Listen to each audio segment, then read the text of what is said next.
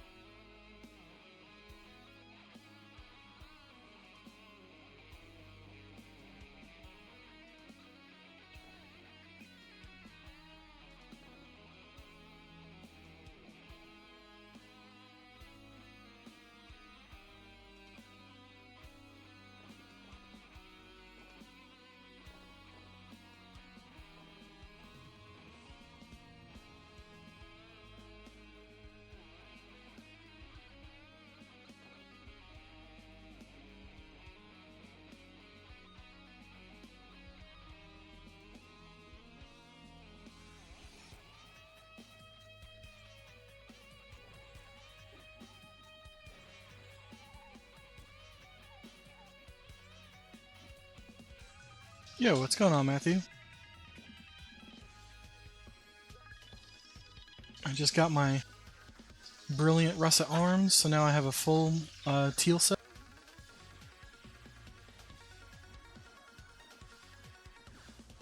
Now I'm two different flavors of Power Ranger. Green and teal.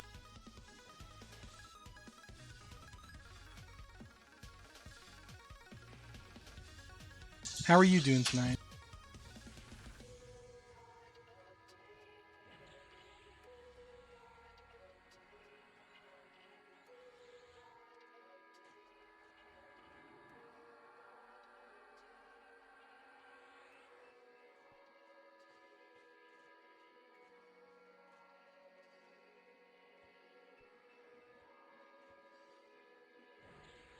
Mental issues. Hope everything's alright.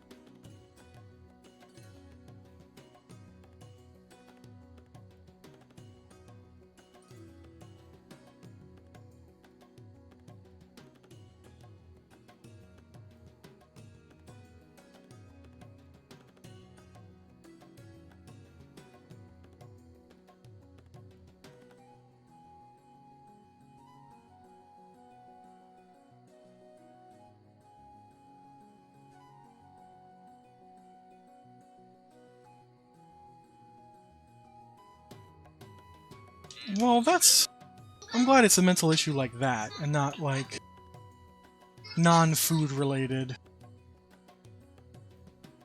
I just had ramen noodles for the first time in a couple of years, and I regret it. I cooked them terribly.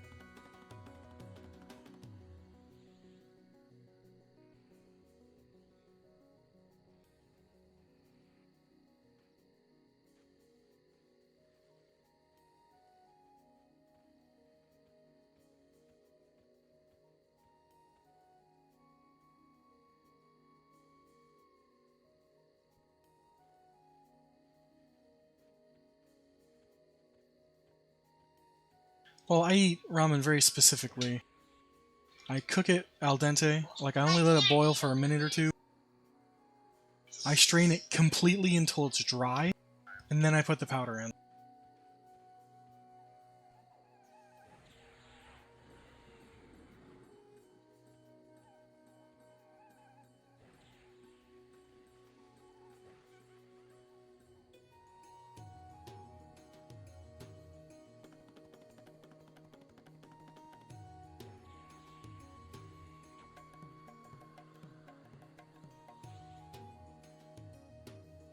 I've never done like fancy ramen, mostly because, they generally use like fish sauce or something in it that I can't have.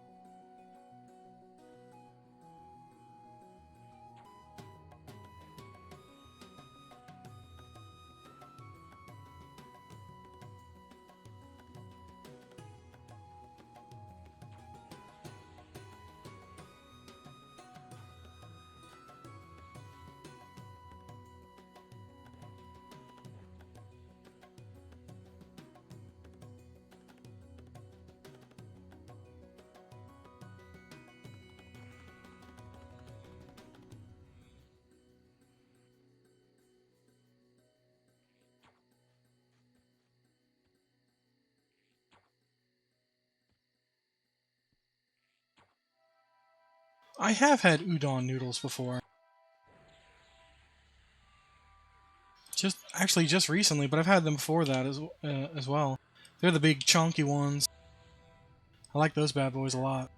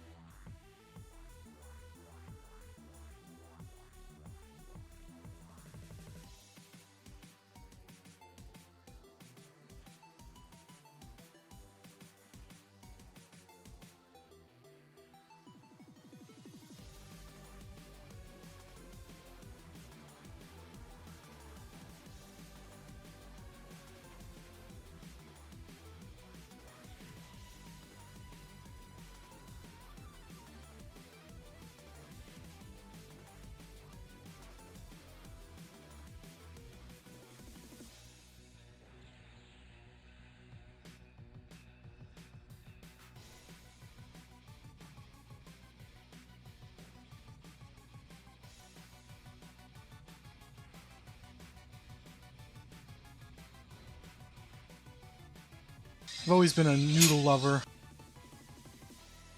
Any type of starchy pasta. Although, you know what? Something I thought I'd love, but I only tried it once, so maybe I had a bad batch of it, or, you know, it wasn't prepared correctly. I hate gnocchi.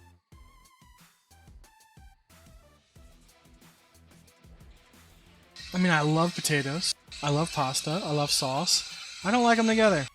Gnocchi is really gross, or at least the one batch of it I had in my life, it was not good.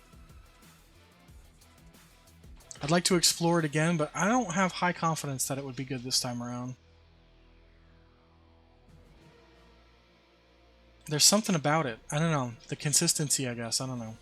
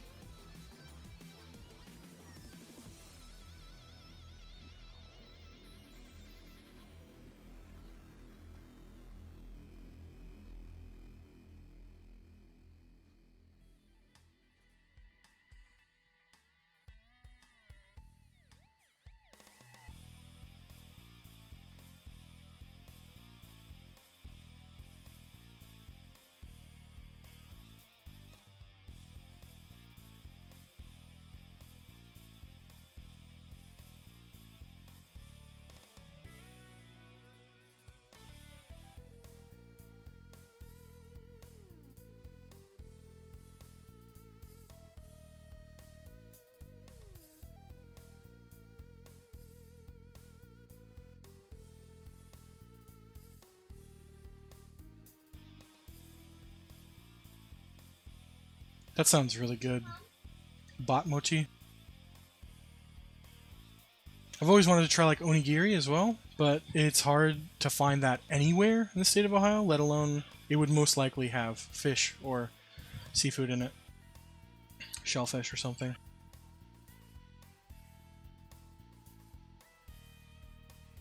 The Koreans do this like the South Koreans, they do this insane pancake that they fill with like, they fill the inside of it with like brown sugar and nuts and stuff. And I want to try one more than like anything in the world.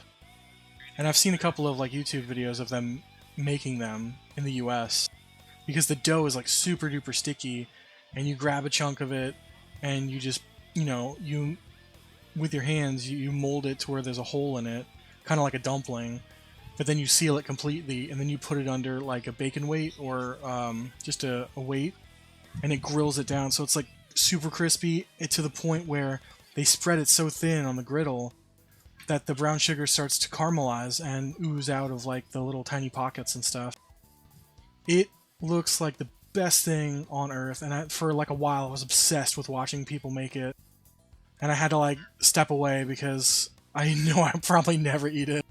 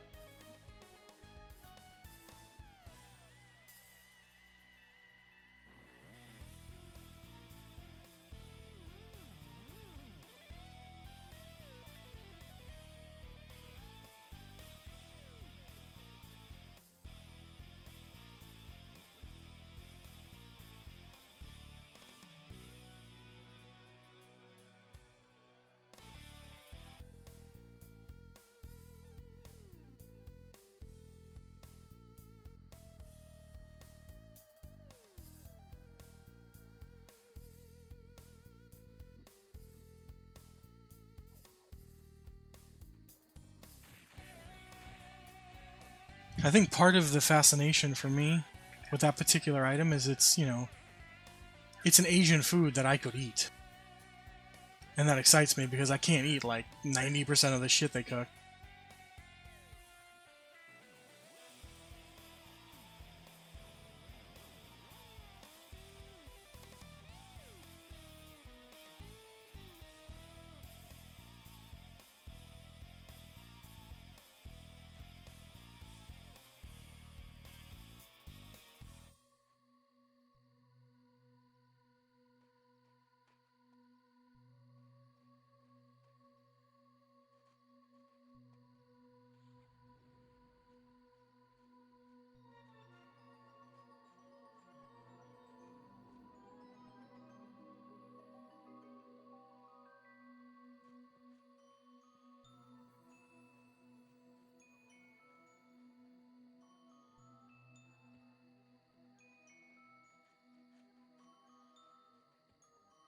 Literally just had a conversation with Sam like 10 minutes ago.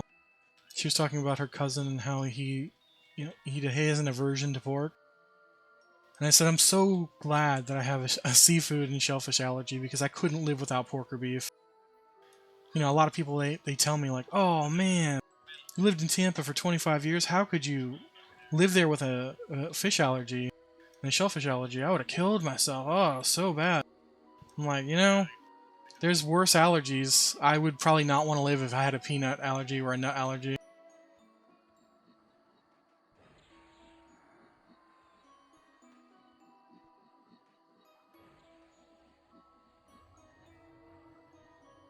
Oh, see, peanuts, man. I couldn't live without peanuts. Payday is my favorite candy bar in the whole wide world.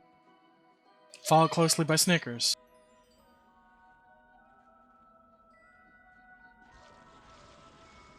Peanut butter M&Ms, the best M&M of all time, followed closely by peanut regular M&Ms.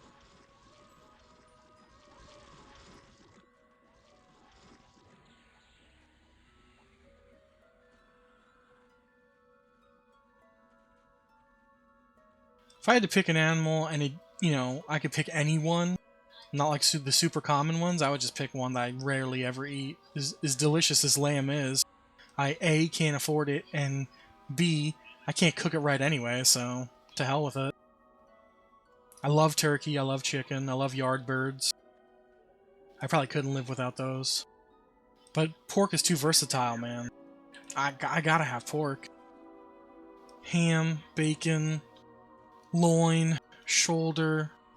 It's just too versatile, man. It's like the ace in the hole in the kitchen. Like, I would give up beef before I gave up pork. I could eat pork for breakfast, lunch, and dinner. It's hard to say that about beef. And then you get into, like, preserved. Oh my goodness. Prosciutto, all that good stuff. Oof. Can't live without that.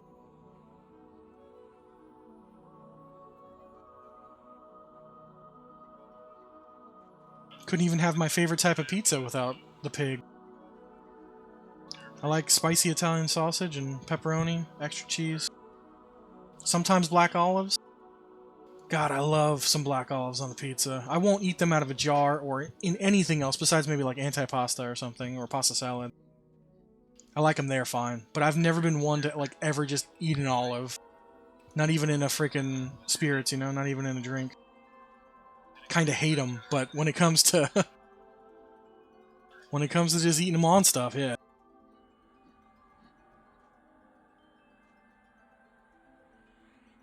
So in Florida, there was this pizza chain called Hungry Howie's.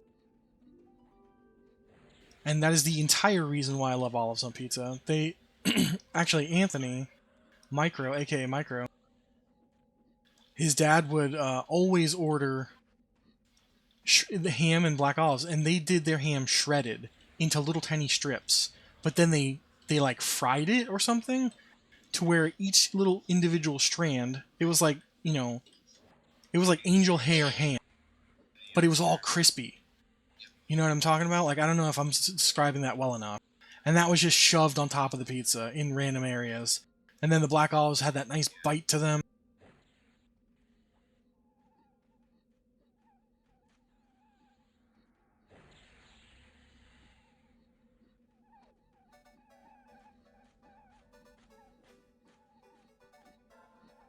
That's how you know we're not the youngest generation.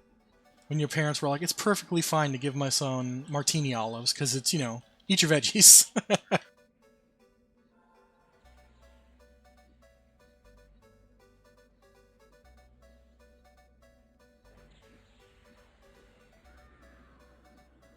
You're not going to see a Gen Z do that to their baby now. They're going to question, if that drink they had 6 years ago is going to affect their breast milk. But then again, that's very much a dad thing too. Like, moms from the 80s probably wouldn't do that, but they would smoke holding their baby. Because mine certainly did. We also grew up in the generation where car seats existed, but they weren't required by law. That heavy-ass belt buckle that barely worked was just enough. In fact, most parents back then would say it's safer to hold your baby while driving than to put them in those old car seats.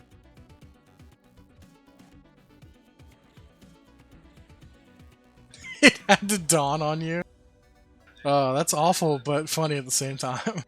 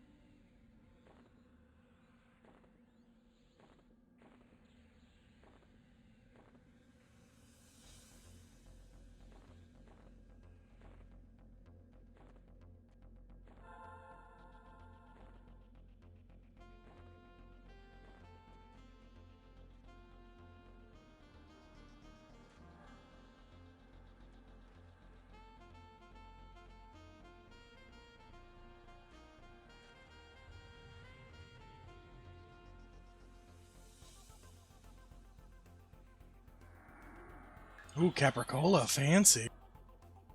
That sounds really good, actually. Hello, wife.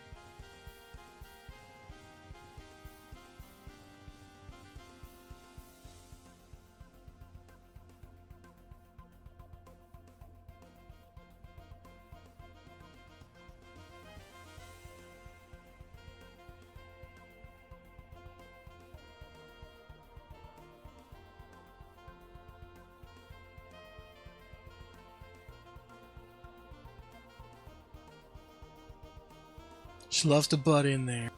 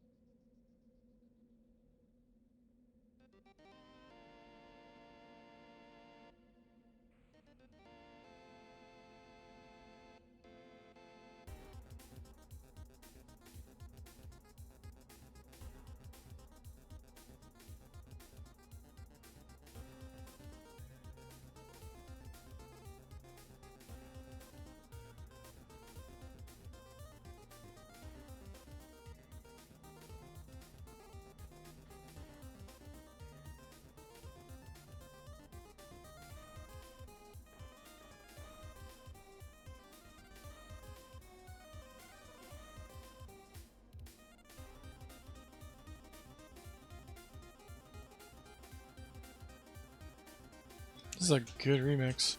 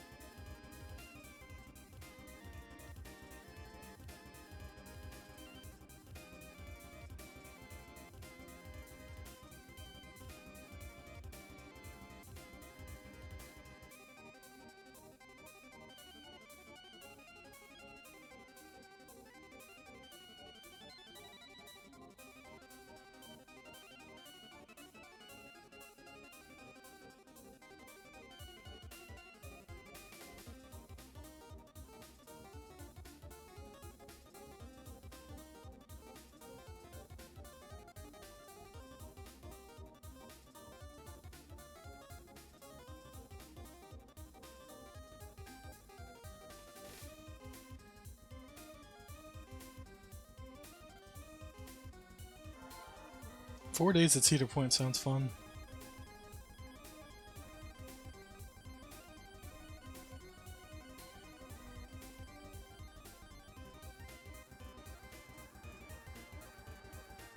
Take it you guys had a blast? Was it just you and your brothers, or like just a huge family thing?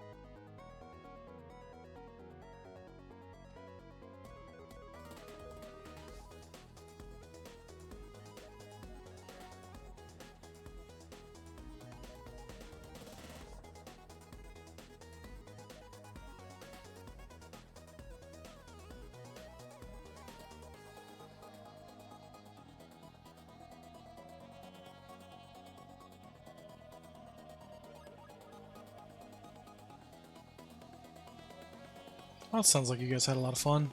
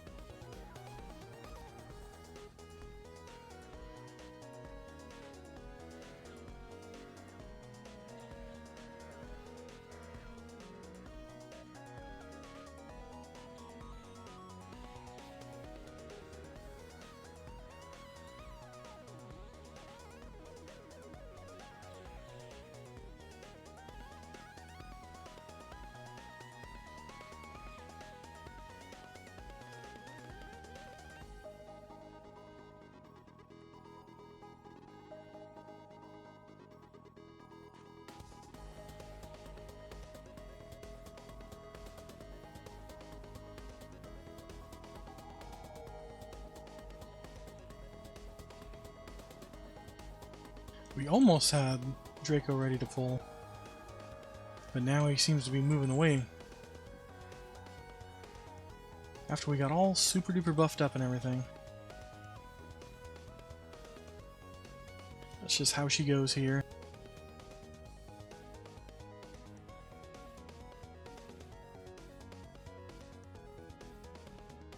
You ever watch Trailer Park Boys?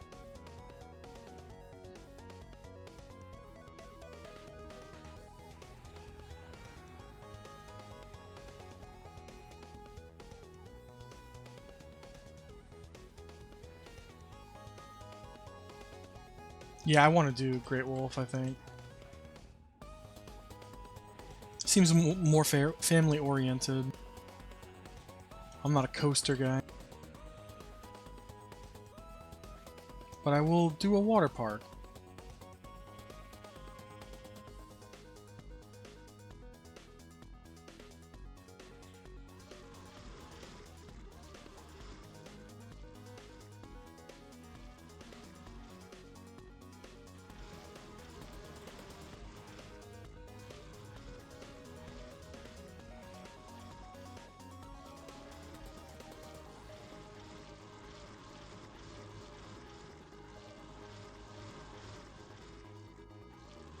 I love, I think it's Ricky's dad, Ray. I don't think it was Bubbles' dad. Pretty sure it was Ricky's dad. I love how he got like addicted to those like slot machines that they have in the gas stations and stuff in the convenience stores.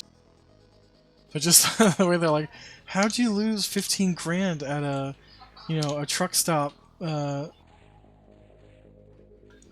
gambling machine? He's like, that's just, you know, the fucking way she goes, boys. The way she goes. Ever since we watched that whole series, yeah, I knew it was Ricky's dad. Yeah, that's what I thought it was. Way she goes. I've just been using that saying for like, I don't know, the past 5-6 years since we watched it.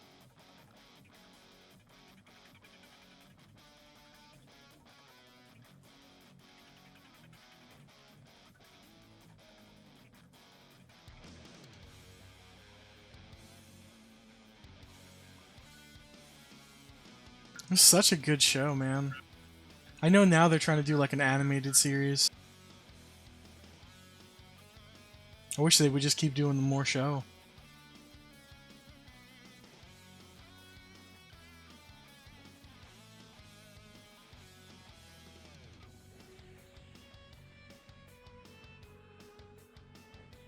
That saying, and then like, even though I would never use the other saying, but smokes, boys, smokes. He was always such an asshole to those two kids. Apparently, like, the showrunners for that show were an asshole to those two first kids. Because they didn't pay them, like, anything, and they were owed a ton of money. Like, royalties and stuff, and they didn't get any of it.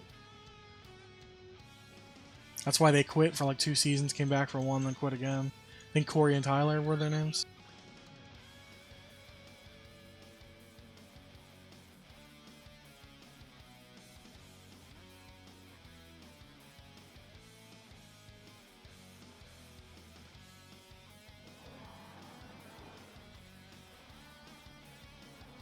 Ooh, we got a lot of ads that pulled with this. This is not going to be good. Let's see if I can resist all those fears.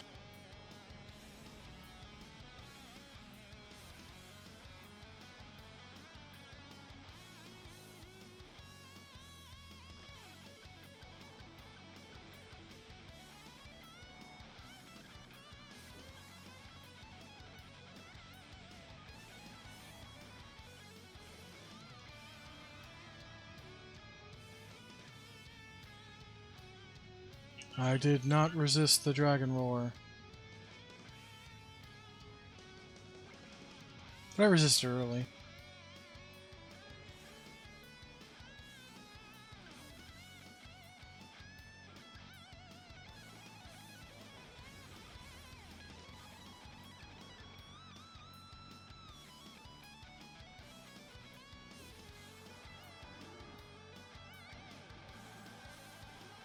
It wasn't the worst thing in the world.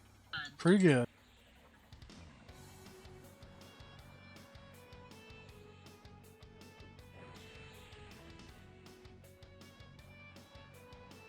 Resisted rotting and fear.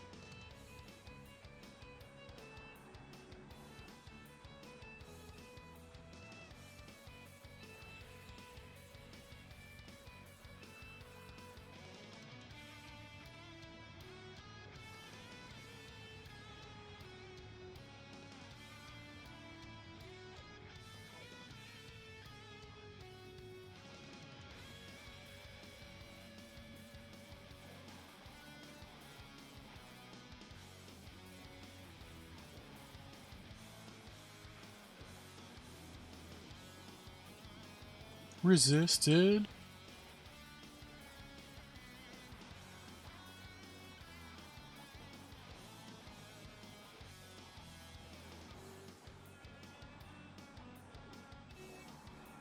Kicking this dragon's ass.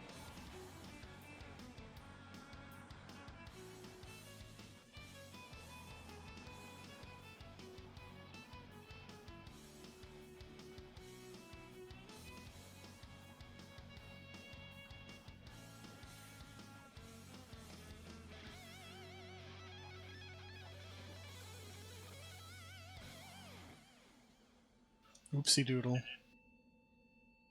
Definitely got hit by that one. Hopefully it breaks. Oh, it breaks so early with that high resist though. I still beat all the melee back, the ones that ran out.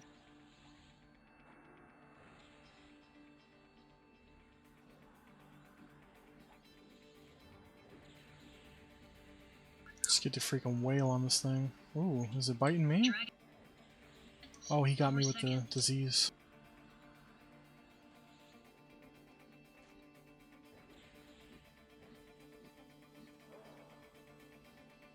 Damn, another freaking fear.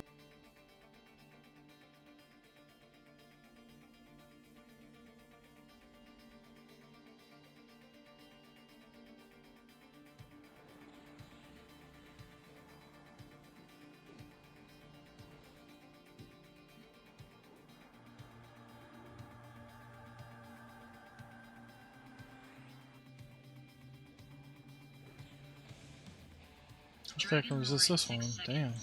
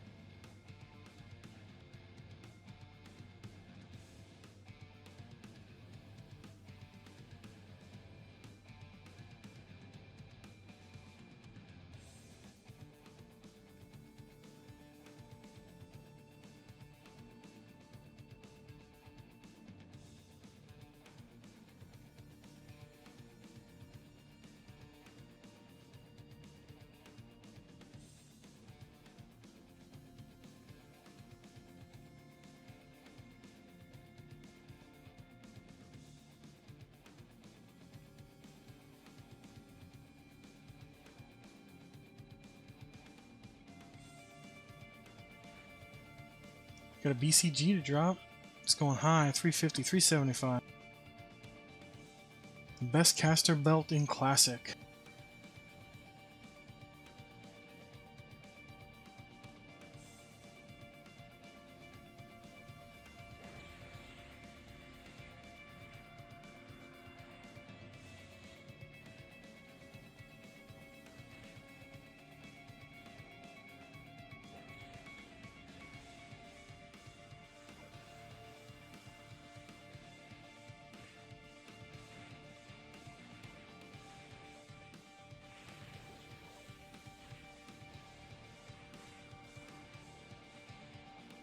$400 for the BCG.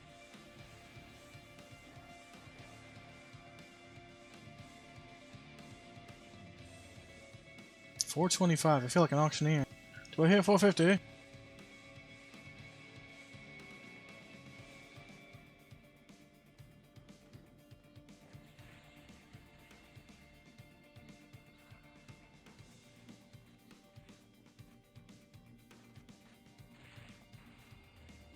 It goes really good. I got my Brilliant Russet arms. I completed that set, so now I can be the Teal Ranger or the Green Ranger. And even though QUARM tool can be inaccurate, it said that I was leading the pack on DPS on Draco, and that's pretty cool to see a Ranger do that. I guess it's actually pretty depressing if you see that, but if you are the Ranger, it's pretty cool. How's your night going, dude?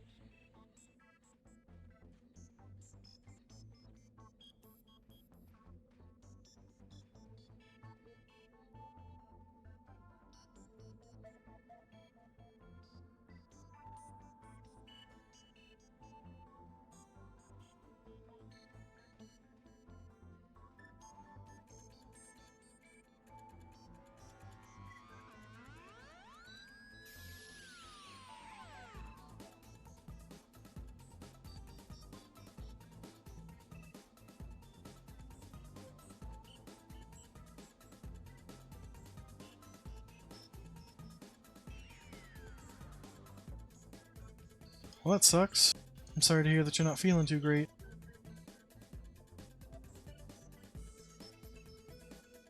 BCG up to 450. Holy damn, these things never go cheap. I think it's because it just takes weeks before in between the drops, and a whole new slew of people need them. Well, I guess they can't be too new if they're dropping 450.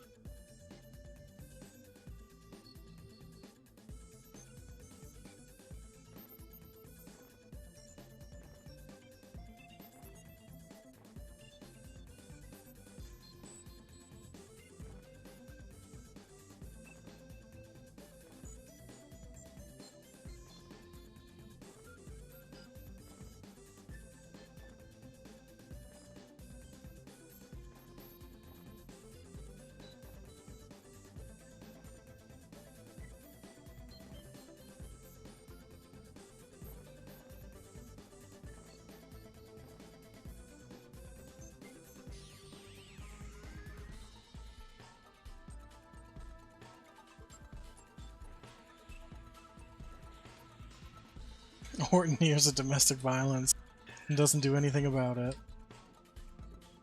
That just sounds like our life here.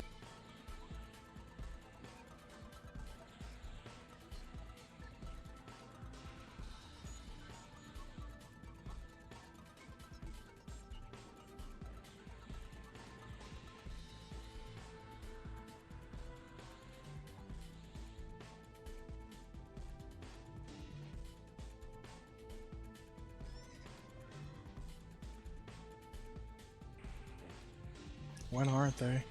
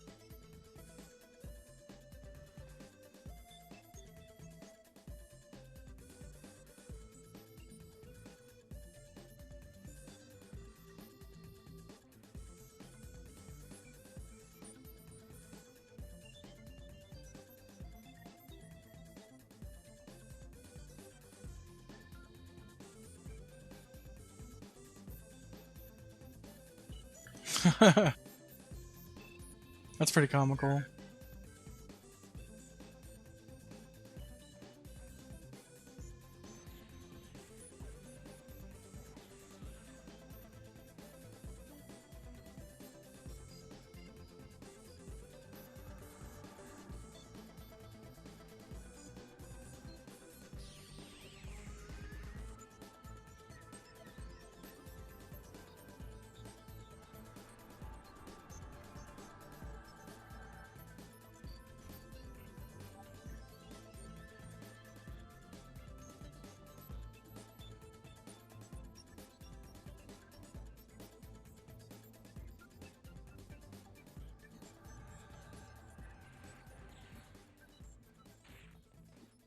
What were you going to stream tonight? Were you going to stream 7 days? More Icarus or EQ?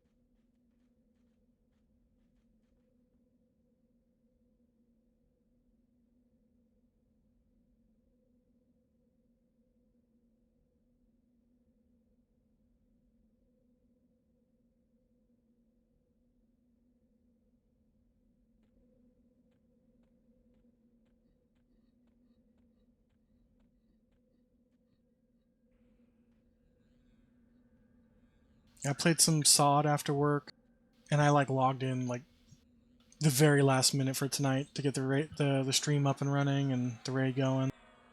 I'm so happy I parked in Fear last night. Just had that thought to do it.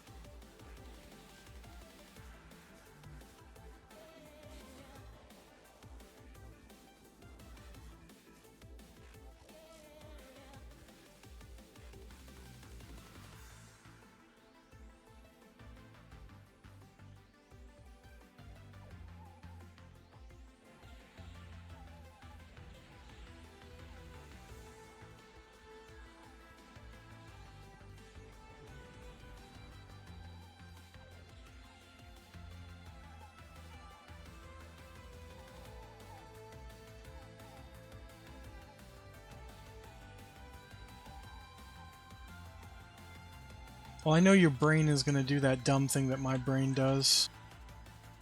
Just because we're very similar when it comes to that sort of thing. You're at that point in EQ where you're going to have to learn something new. You're going to have to go out of your comfort zone, and your brain's probably telling you, you know, maybe I don't want to sign on tonight. And it's not for that reason. It's totally not for that reason. But in the back of your mind, it's totally for that reason. So just push through the discomfort. Figure out how to get to Mistmore. You have a mapping tool. Try to find a damn party. You got to get out of your comfort zone for the next couple of zones. I had to do it, but I went to Guck because I guess I hate myself. And I went to Guck on 2 different characters. And I had very unpleasant times in Guck for, you know, on each character. But that's not to say that Guck is awful. It is awful. It's absolutely awful. But if you find a good group that can keep you alive, that can escort you if you don't know where the hell you're going, you buy some IVU pots if you really, really need to, or just ask kind people. You can navigate through that hellhole, and you can sit at those camps for 9 hours, 12 hours.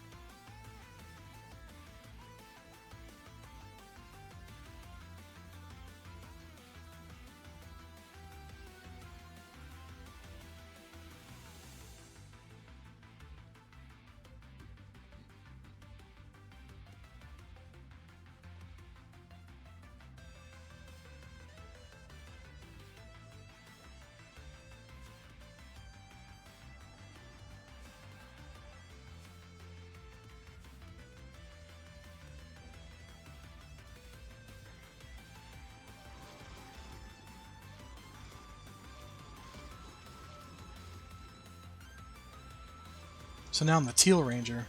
Teal Ranger when I want to tank. Although the stats are so minuscule between the two, Teal set has just got a crap load more AC on it, and that's really important for tanks. And the green set, it's what I normally like to walk around in, but I'll probably walk around in this set now.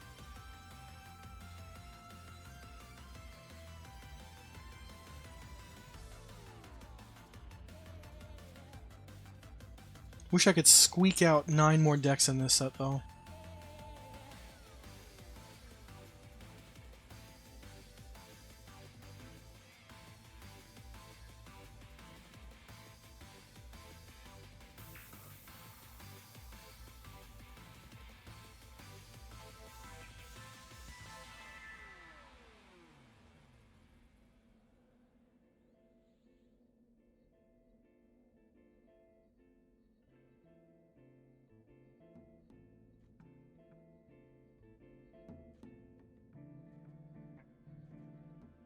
I think that BCG went for 460 or something. Ridiculous.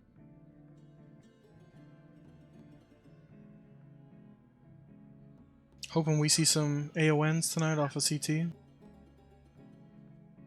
Guild needs 1 or 2 more before they can go open bid. I think it's just 1 actually. So that means in the off chance that CT does drop 2, we're gonna see crazy numbers for the first one go open bid. I'm probably out of that pool, but I haven't checked my DKP in a few days. Let me do that now.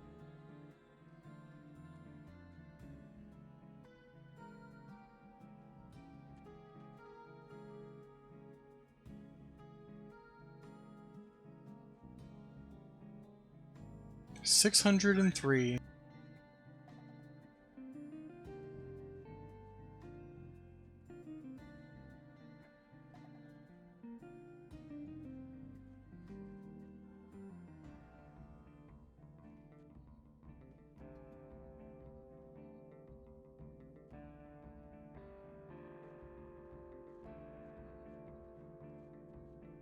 Probably could win an AON if one were to drop. But do I really want to go ham for a cosmetic? Who am I kidding? I know who I am. Lost my shit in WoW over mounts more than loot ever. Mounts are forever.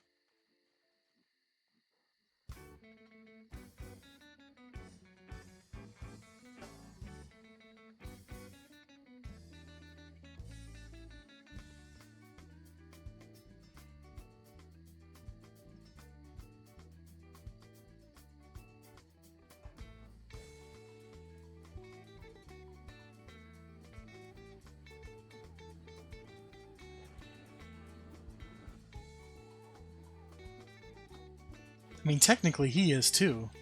Just a different flavor of ice cream. Because everything is called classic now.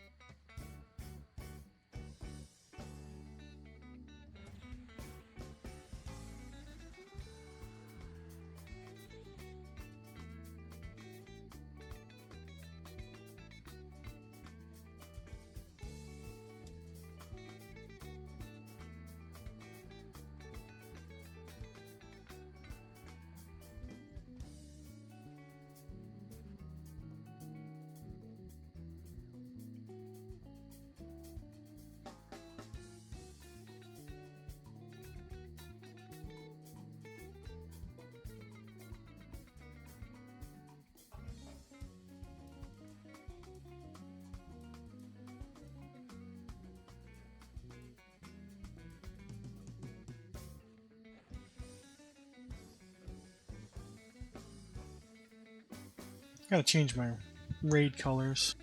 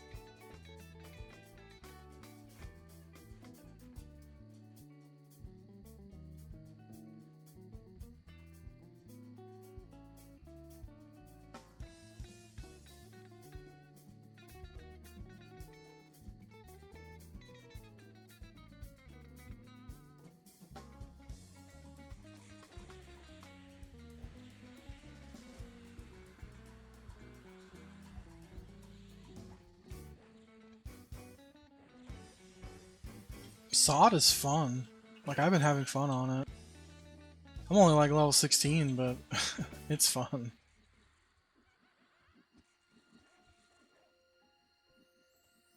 Like, when I tried to play Classic when it first released, the actual Classic, like the Classic servers, not retail, vanilla, I wasn't having very much fun, and I did the same exact thing. It was a human rogue. And I had no fun on it. But, you know, there's a lot of time in between I haven't played, so that always helps.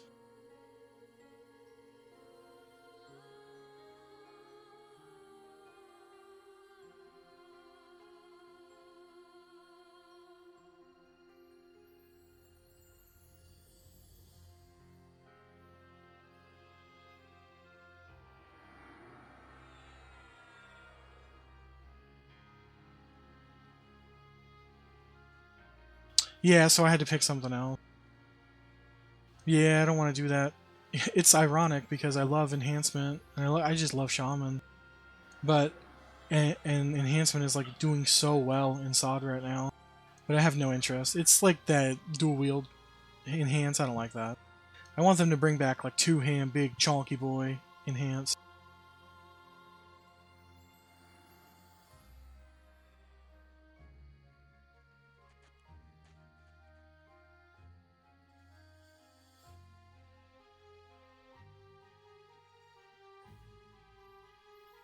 Man, I gotta go chase down rebuffs soon.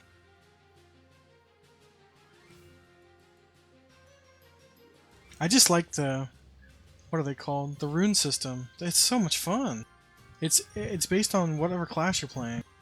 So if you're a priest, you have to pray at certain altars and pray with other priests.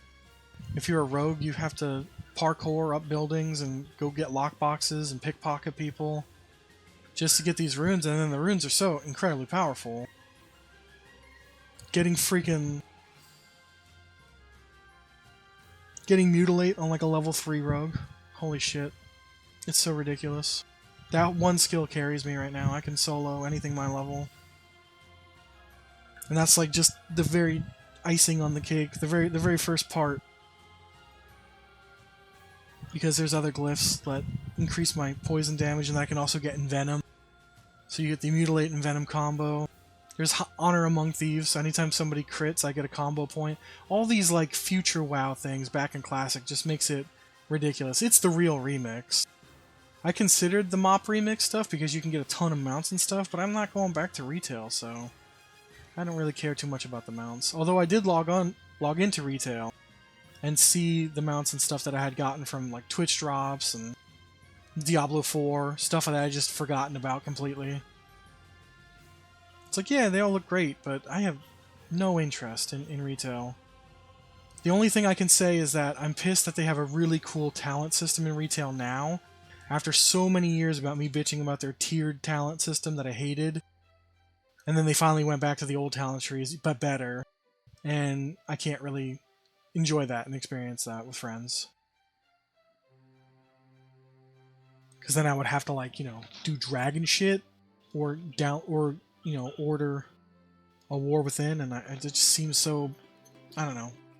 Current, like, retail WoW just seems really predatory. It forces you into the shop. You want tokens to buy shit.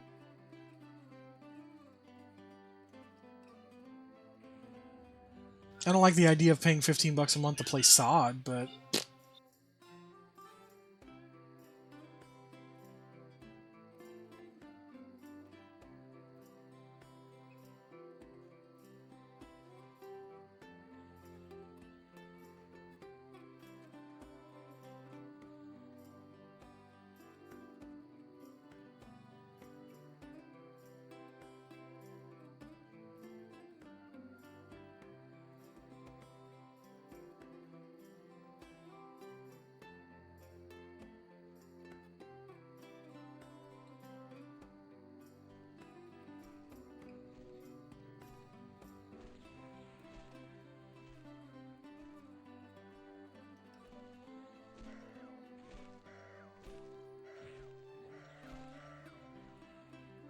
yeah, that's all I could see it being useful for, like, without it being predatory. It's awesome when you don't have $15 and you can still play your hobby.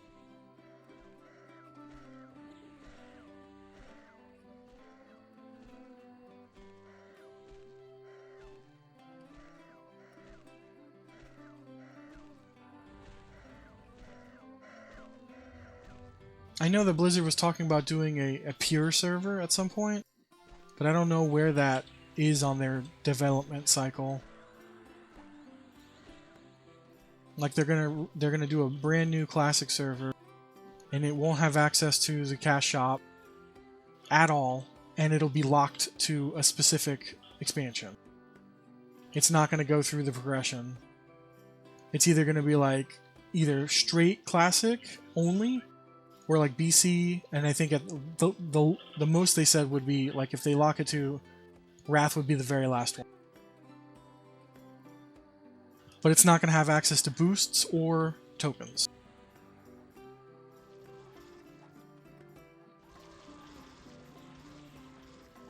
But then again, they said they would never do boosts or tokens on any of the classic realms, and then they got greedy.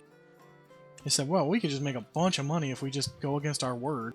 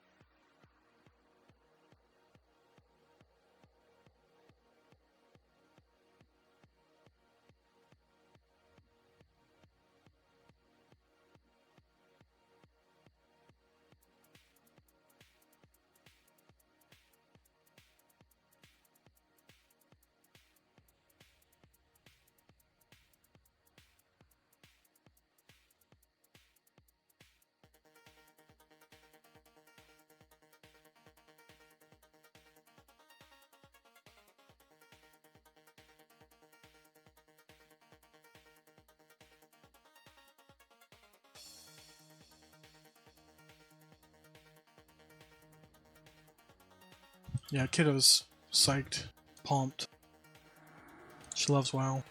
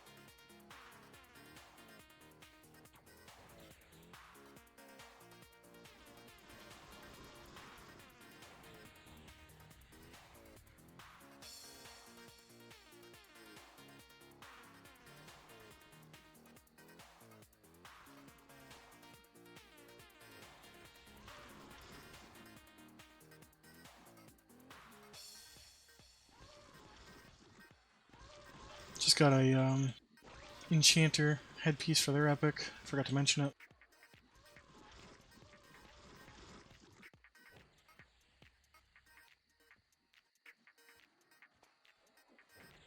We've really been slowing down on the pre-Kunark epic gets, because there's not much more we can do.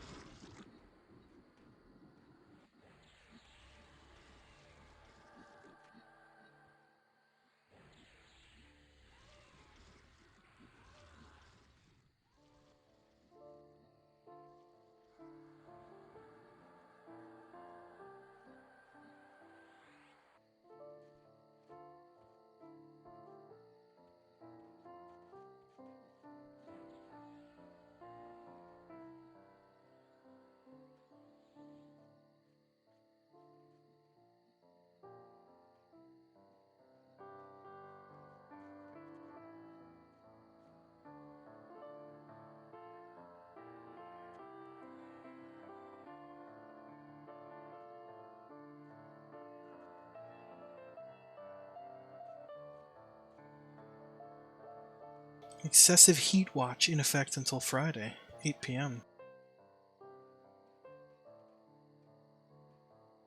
I'm reaching like 100 degrees lately.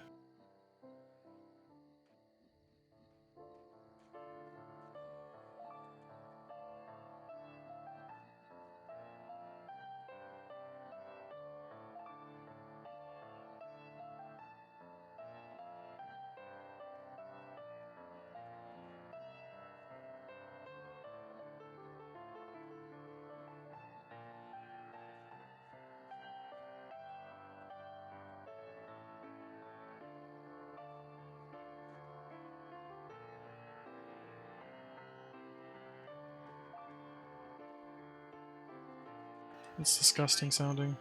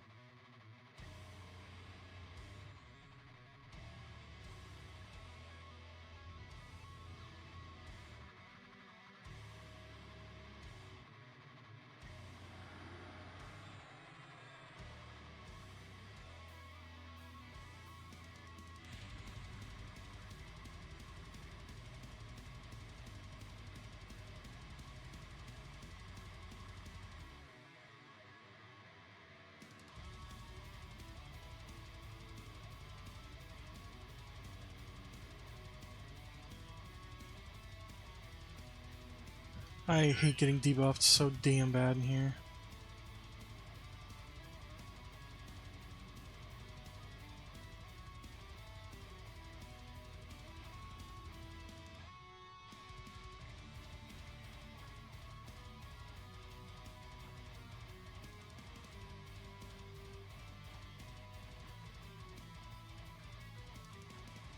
Yeah, photoplasms. Phoboplasms. At least for Ranger. Well, these guys have a chance of dropping a piece of loot from your set, your planar set, but it's generally a piece of loot from the other planar, or the other plane, so that you have a reason to come here. But it's only like one piece, so it might be like your set pants or boots. But normally all your other stuff would come from Hate. And in Hate, it's the little treasure chests, the mimics. They drop stuff the same way. One piece from the set that doesn't drop from that plane.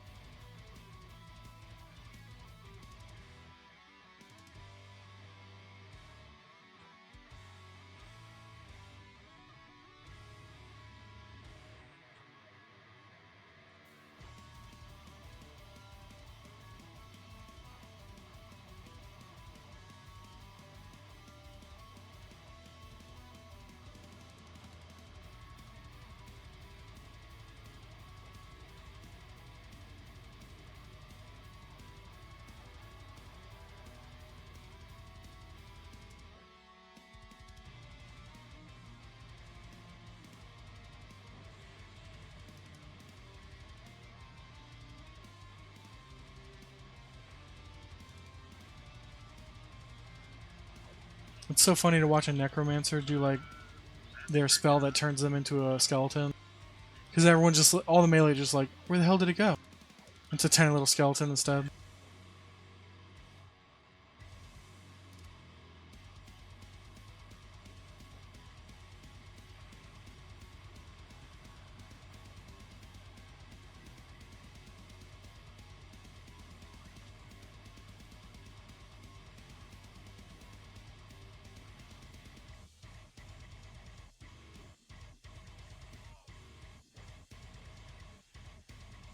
Of course he hit me and dispelled me. God damn.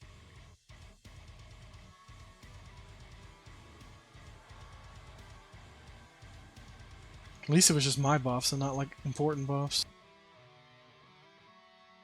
That's why you give yourself all the junk on top. Because they have to dispel in from top to bottom.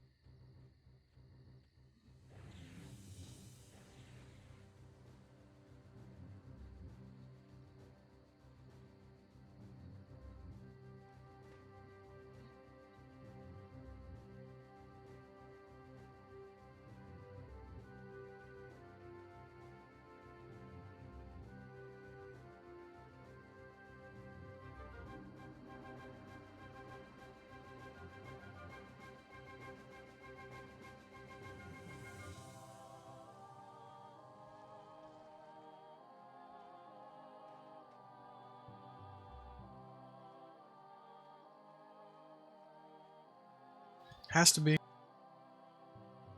Wizards are the only ones that can crit with spells. Otherwise it wouldn't be in that window.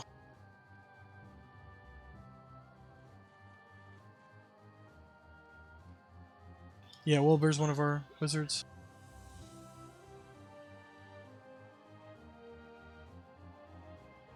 Warriors can crit with melee attacks. I think they're the only melee that can do that. Welcome back from the ad break, guys.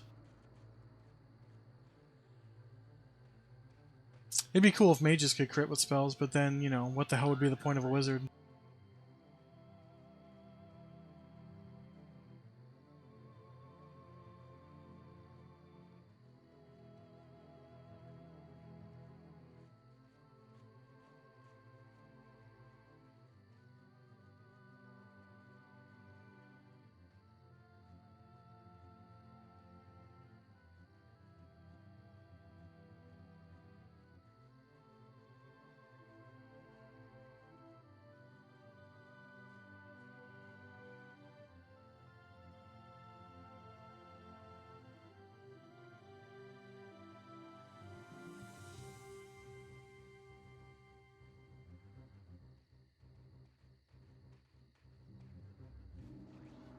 Wizards have an awful time playing Classic and even Velios and past that.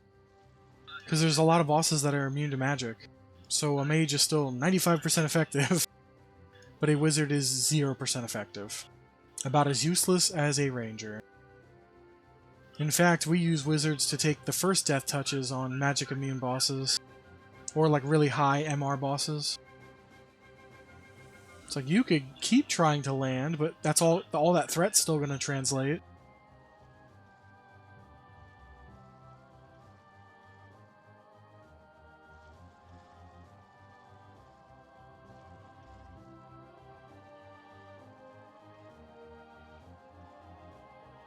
When a wizard is allowed to go nuts on a boss, they clap cheeks, man.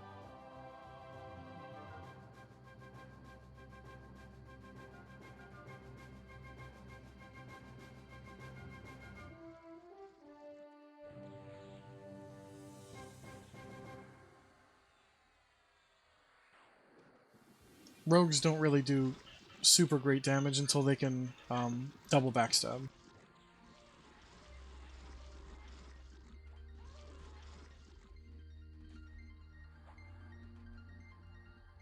I think at some point in the timeline they get triple backstab as well.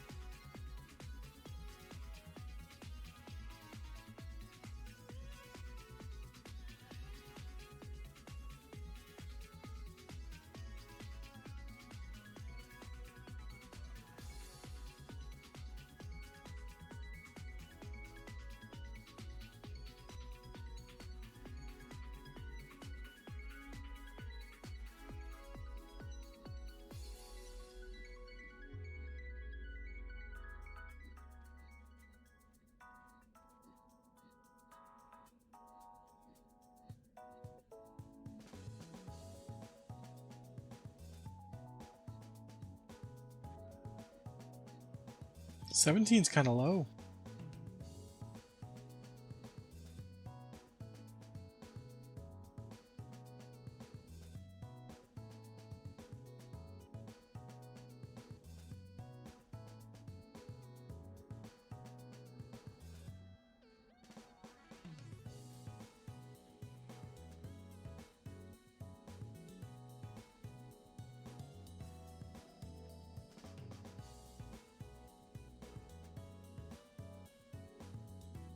Oh, is it? Never mind that.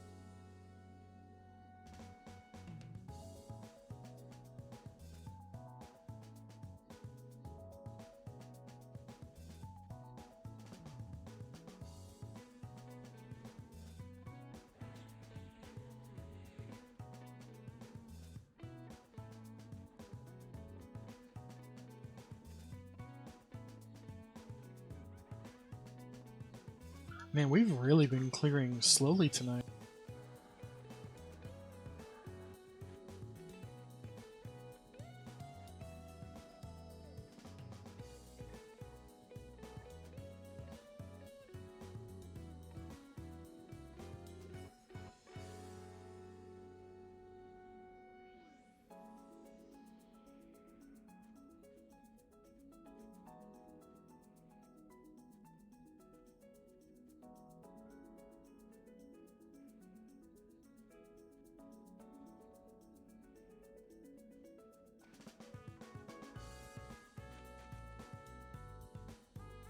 Oh, I'm so stupid. You said Mistmore. 17's on low is low for Unrest. But it's such a huge level range in there that, you know, you always have like 20 people in there at least. Yeah, 17's not bad for Mistmore, I guess. That's a good couple of groups.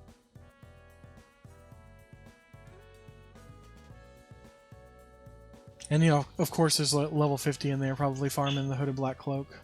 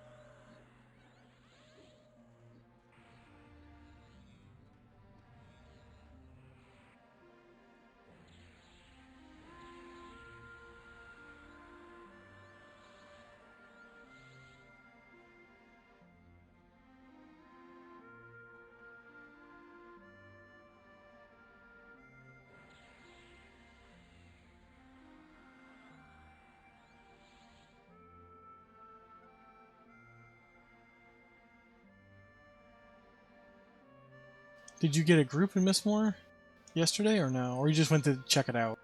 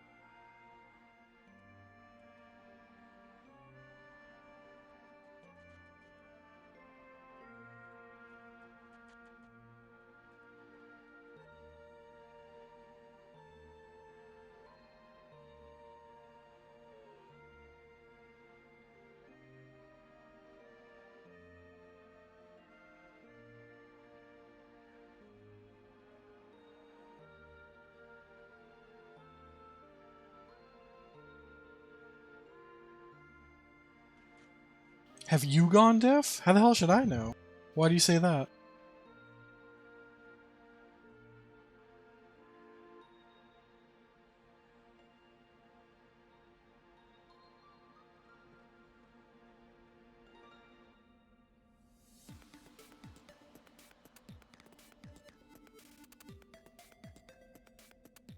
Well, it probably had him friggin' point. I probably had my mouth pointed at the fan, and it was just blowing it up. It is summer, so it's hot. I really should mess with the sensitivity on this thing. But when I do, sometimes he doesn't open his mouth when I talk.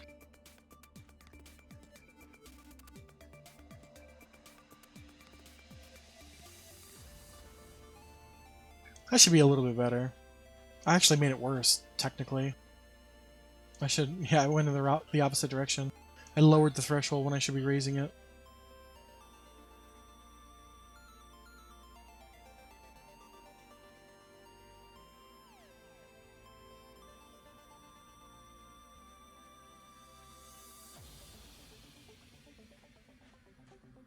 It's like a 19% threshold now.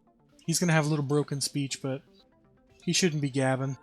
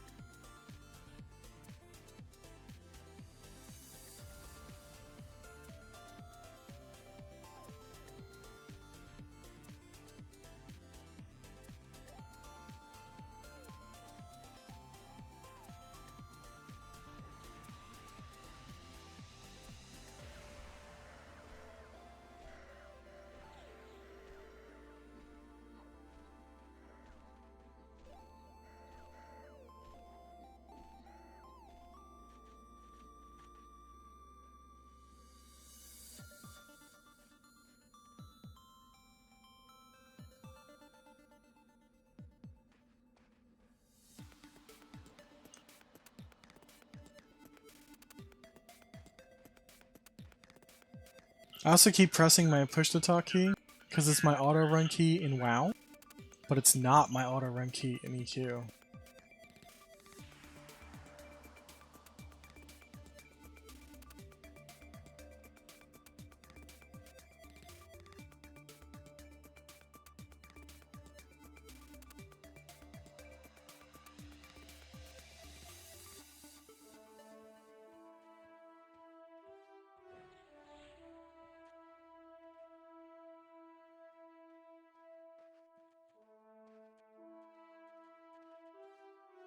Rita Repulsa doesn't stand a chance against the Teal Ranger.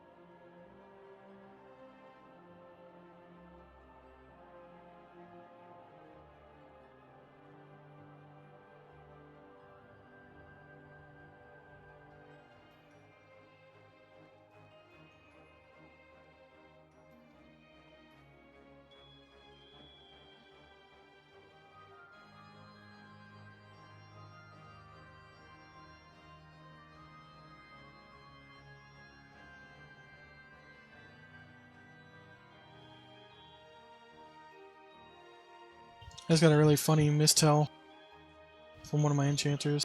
Or no, one of the necromancers in raid. I asked for a dead man float, or a dead man floating. And I guess he was talking to somebody else and he was bitching about his resist gear. I was like, yeah, hell yeah, brother. And he's like, oh, that was a mistel, but fuck that cup. He's complaining about having to wear a resist cup.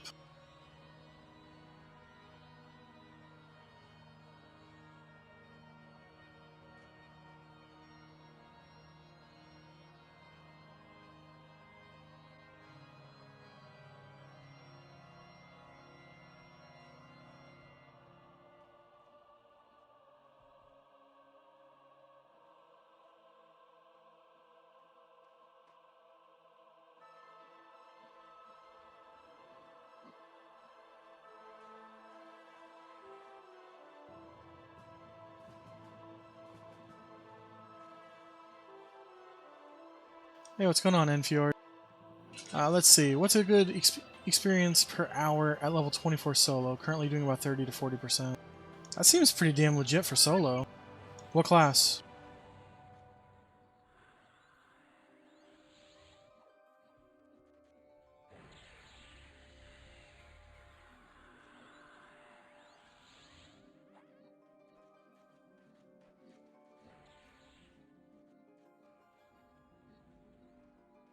It probably doesn't get much better than that, to be honest with you.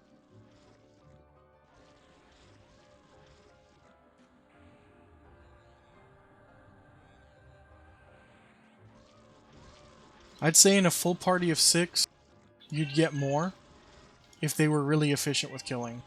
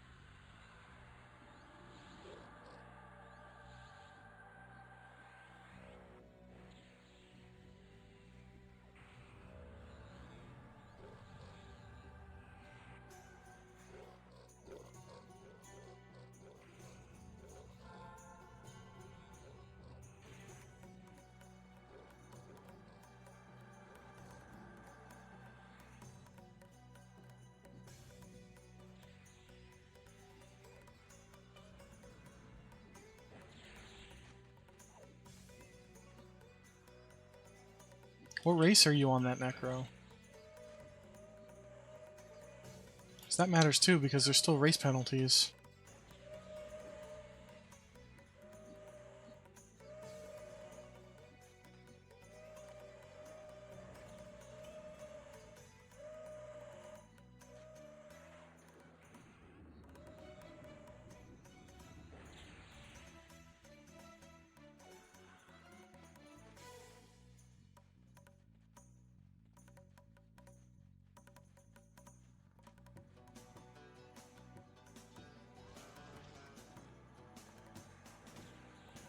Because if that Necro is in Ixar, you got 20% less XP on the table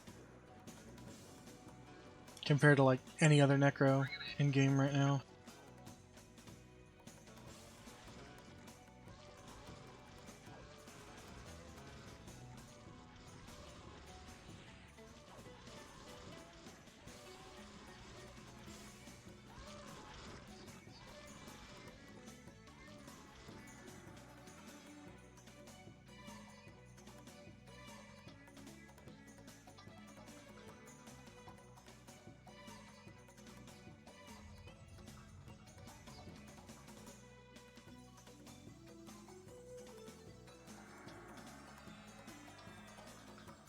Let's take a look at this track.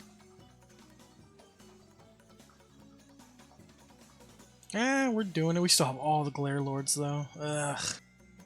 The worst of the worst of the worst.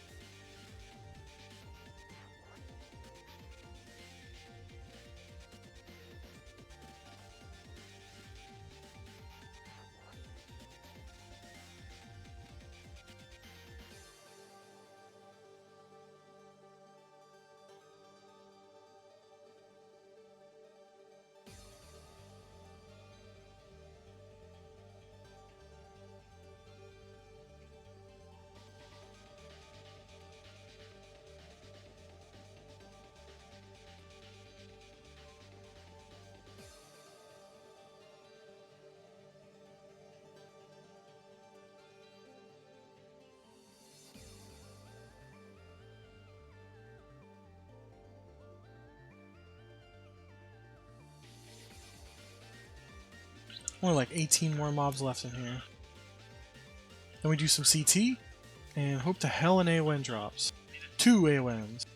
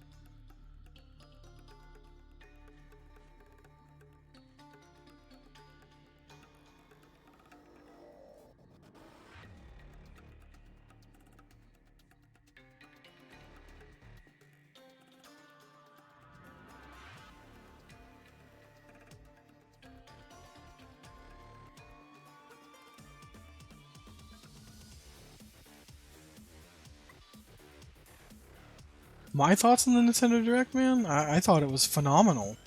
I expected literally nothing. And I came out extremely impressed. I love the Mario and Luigi series because it's the true spiritual successor to Mario RPG. So we got what? We got the RPG remake this year. We had it.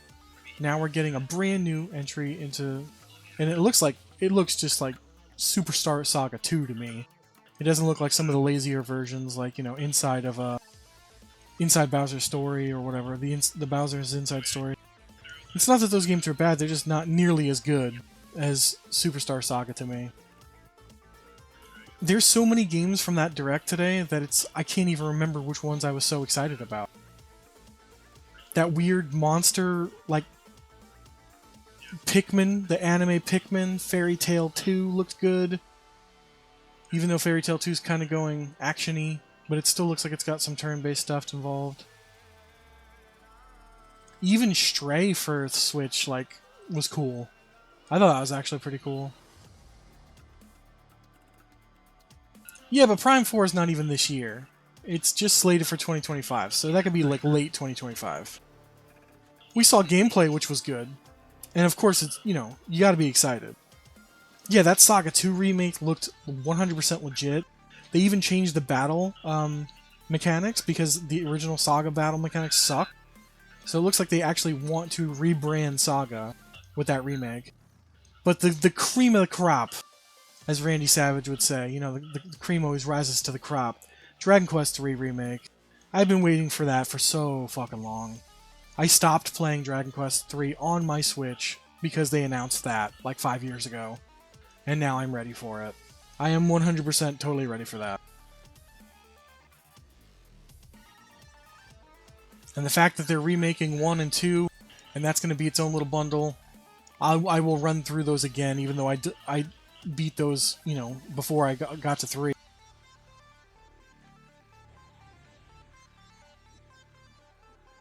Farmagia, yeah, Farmagia was the name of that weird one. Even that weird Danganronpa like RTS game or whatever you want to call it, SRBG looked pretty decent.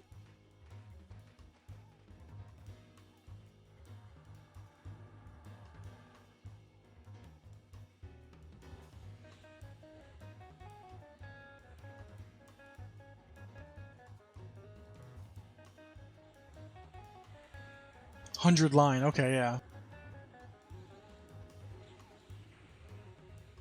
I would have to look at the recap just to even remember what was in there. It was like non-stop, man. They were hitting one after another.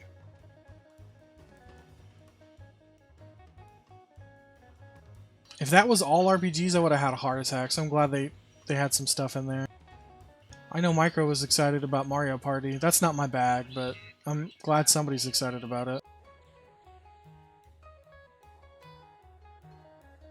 Let me pull up his post.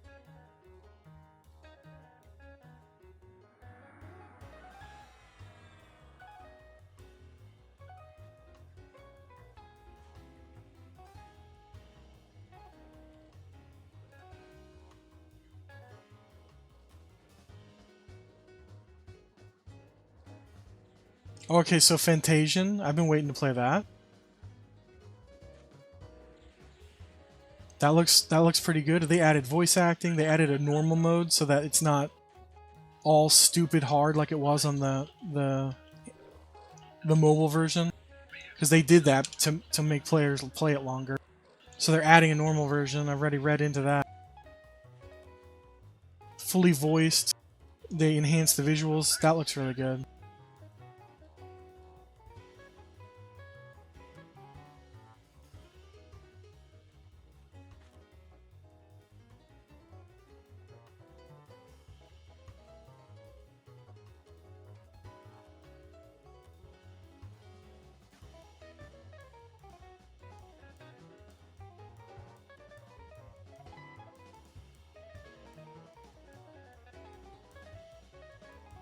How could I not be excited for stuff like Hello Kitty Island Adventure?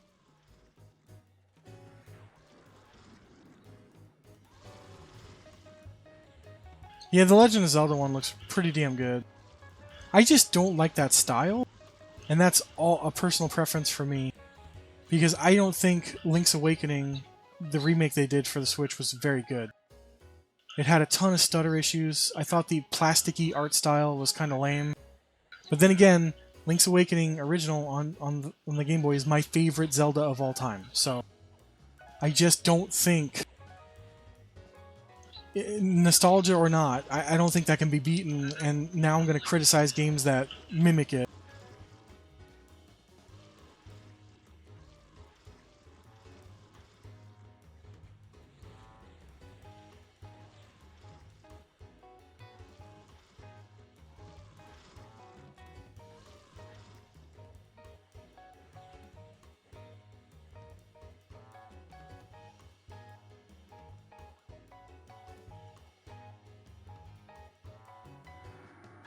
I was saying that while I'm excited and I will absolutely buy the new Zelda, I am not a particular fan of the art style they chose because it mimics the Link's Awakening remake. It's that same plasticky art style, like they're made out of plastic models.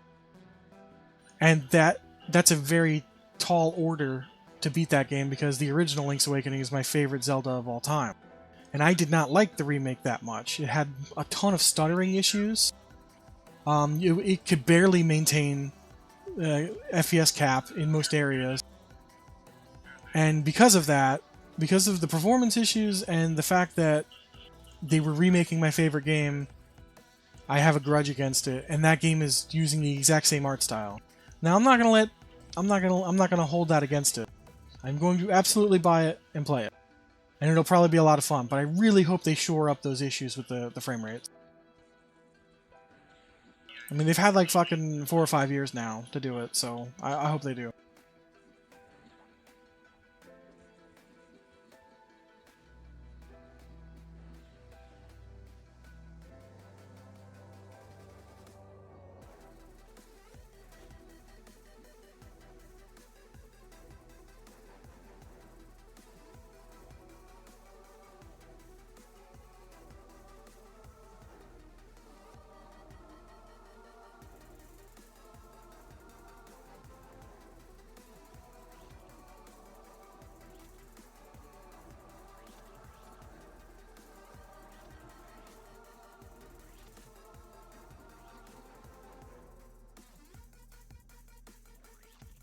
I'm really excited for Brothership.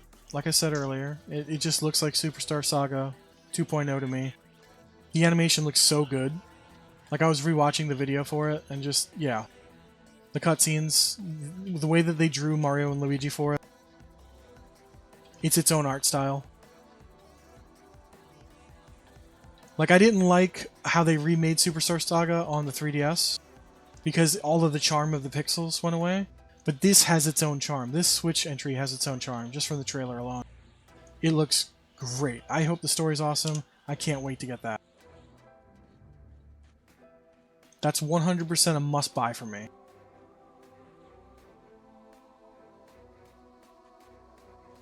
I have zero interest in the NES World Championship Edition, but I kind of want to get the collectors just because it comes with the gold cart, and that means so much to people who collect video games. I know it's not going to be worth 15 grand, you know, in 30 years, but still.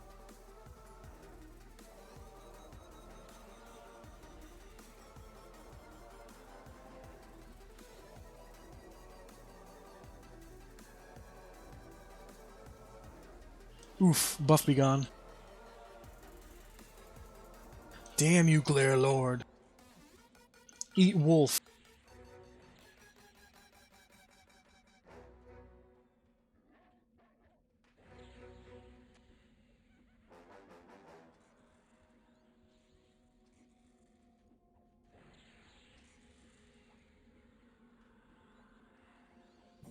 Darkest Dungeon 2, I think I have on Steam.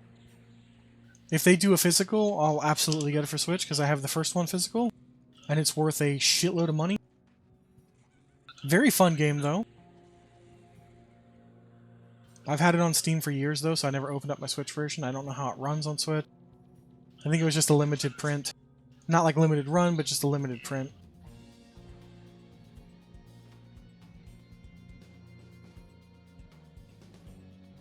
Funko Fusion seemed like ass. Like, it was a great time to take a break and breathe. I think everybody on the planet Earth owns a couple of Funkos, but I've never been obsessed with them.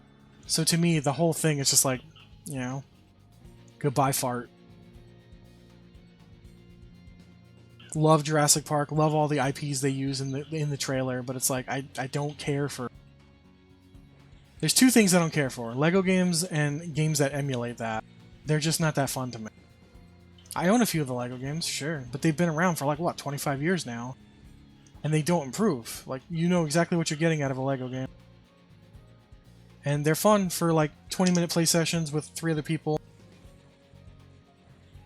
It's the game you play when nobody wants to fight over playing Smash.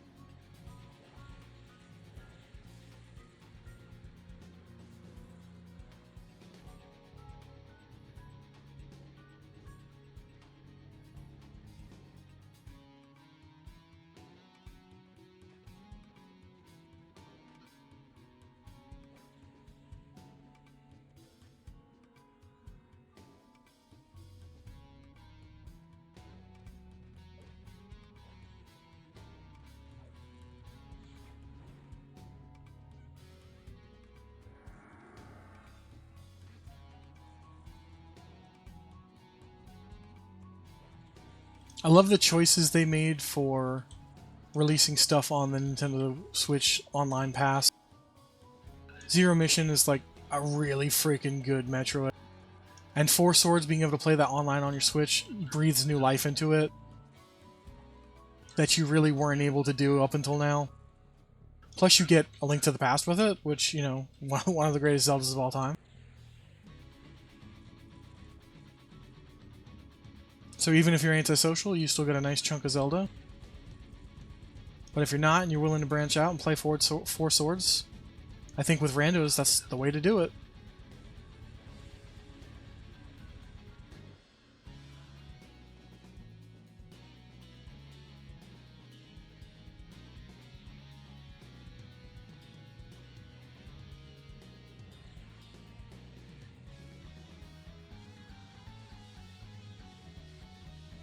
Yeah, like the original card can be played. I think they give you bots or something along those lines. Or the switches in-game are automatically pressed for you, something along those lines. What else we got? We got Luigi's Mansion 2. Sure, I have Luigi's Mansion 3. Never opened it. I bought it for Sam for like a Halloween gift, and we just never got around to it. Nothing against the series. I've honestly never played it. I played it on the GameCube, the very first one, and I thought it was fun. It's a weird slice of Mario life. But I certainly don't hate it. I would own all of them if I, you know, if that's their aim.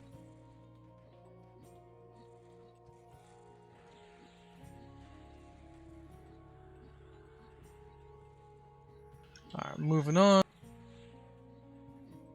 Mario Party Jamboree? Yeah, not for me. I don't have friends. I don't want to play Mario Party. I'm not a board game kind of guy. Everybody knows that about me. I hate them. Metal Slug attack reload, right? So that does nothing for me. I hate tower defense. Now Metal Slug Tactics, all day, every day.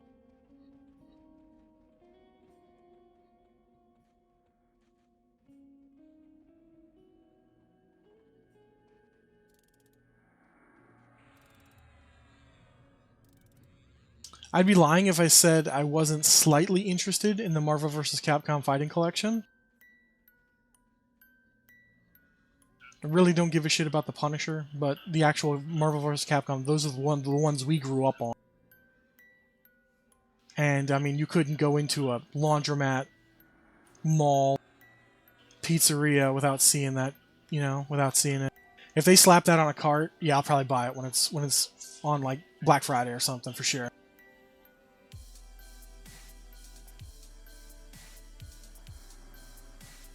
I mean, you just get so much. X-Men vs. Street Fighter. You get Children of the Atom, by the way, which was an excellent Super Nintendo game that everybody slept on. You get Marvel Superheroes, which was a kind of crappy game for Super Nintendo. But then you get, the Marvel vs. Capcom, the Marvel vs. Street Fighter, and then the Marvel vs. Capcom 2. Yeah, it's just all the good fighting games are there. I don't know why they slapped the Punisher in there. It's dog shit. Perfect Dark on NSO. I'm glad they're working with Rare and that they're able to do stuff like that. I wasn't a big Perfect Dark fan. I was always a GoldenEye kid. Perfect Dark was more of a Bob and his crew, those crew of people. Sean and Ryan liked that one compared to, with the people I grew up with, GoldenEye was the game. Phantom Brave, The Lost Hero. Yeah, I'll buy it. I'll buy it sight unseen. I've never played the first one. I own it like 2 different ways. But yeah, you don't tell NIS America no. You just buy.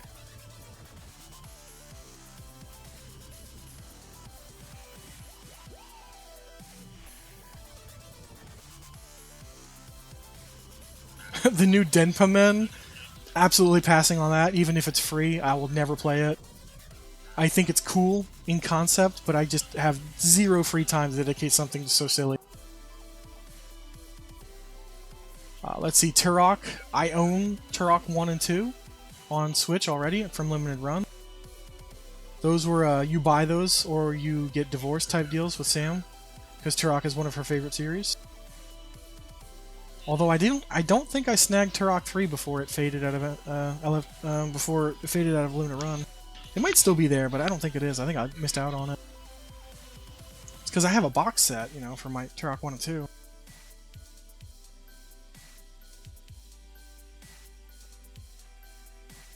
Oh, let's see. Ace Attorney. No, that series does nothing for me. I think it's funny, but I would never buy it or play it.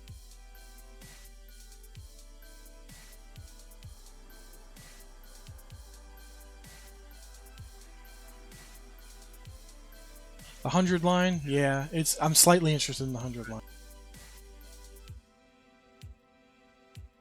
Ooh, boy, yeah, that Nintendo Switch Lite. Boy, do I want that Hyrule Edition. I'm not going to buy it, but man. I better not see that thing wild in the store, because I will be very stupidly irresponsible.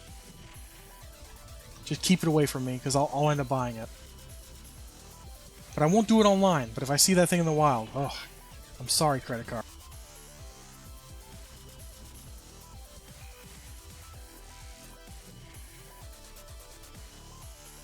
It did. I think I sped through that part of the presentation because I had to get up. But just another Metroidvania in the sea of Metroidvanias that look good.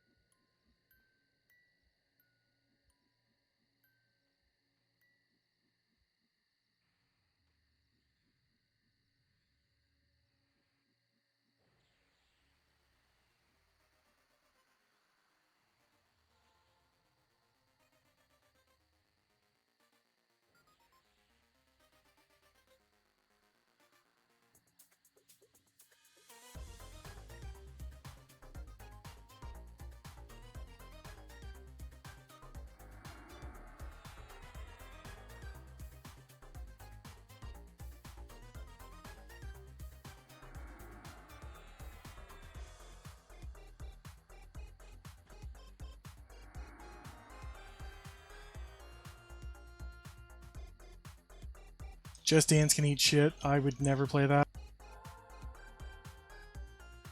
Horizon Adventures, again, just I'm not a big fan of LEGO games. I'd much rather just play the actual Horizon. Which I could do that on PC for both games now.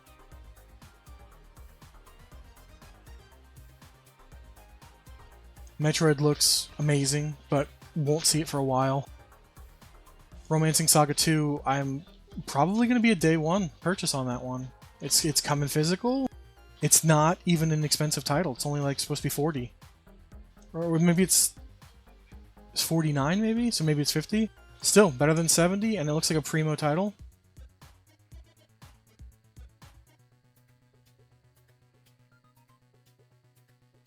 If Stray receives a physical, I'll probably snag it. Even though it looks really rough. I hope they fix it, but it looks really, really rough. I will back the kitty game. Although I don't see that one getting a physical unless like Limited Run is going to do it, because it's already a budget title. It's only like $25 game. Tales of the Shire, I can see buying for Sam, 100%.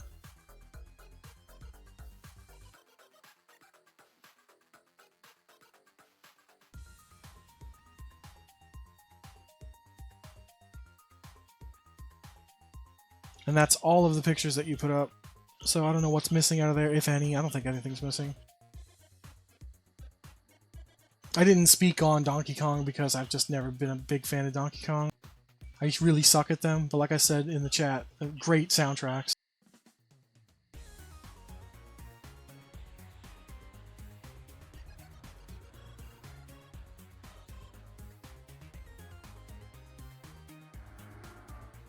Yeah, that sounds like everything. What a lineup, though. Yesterday, somebody asked in the chat, you know, what do you think is going to drop or anything like that. I was like, I have zero expectation and I'll probably be disappointed. Very glad that I was not disappointed. It's just once, you know, this was probably one of, if not their best direct ever. That's my thoughts on it.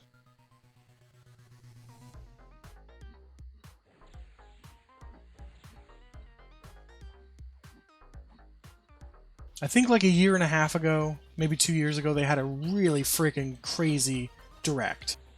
And then one of their indie showcases had a ton of RPGs in it too. So like, in recent memory, there have been 3 directs that I could say were really good. This one was phenomenal.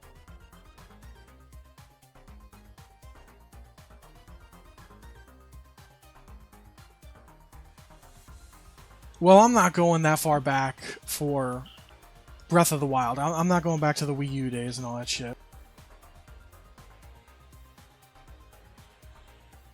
I'm talking Switch Directs only. Although, I think whatever direct they did, Tears of the Kingdom, was, again, I think that was one of the ones I was talking about from like a year or 2 ago. Because we only got like a 6-month warning for Tears of the Kingdom.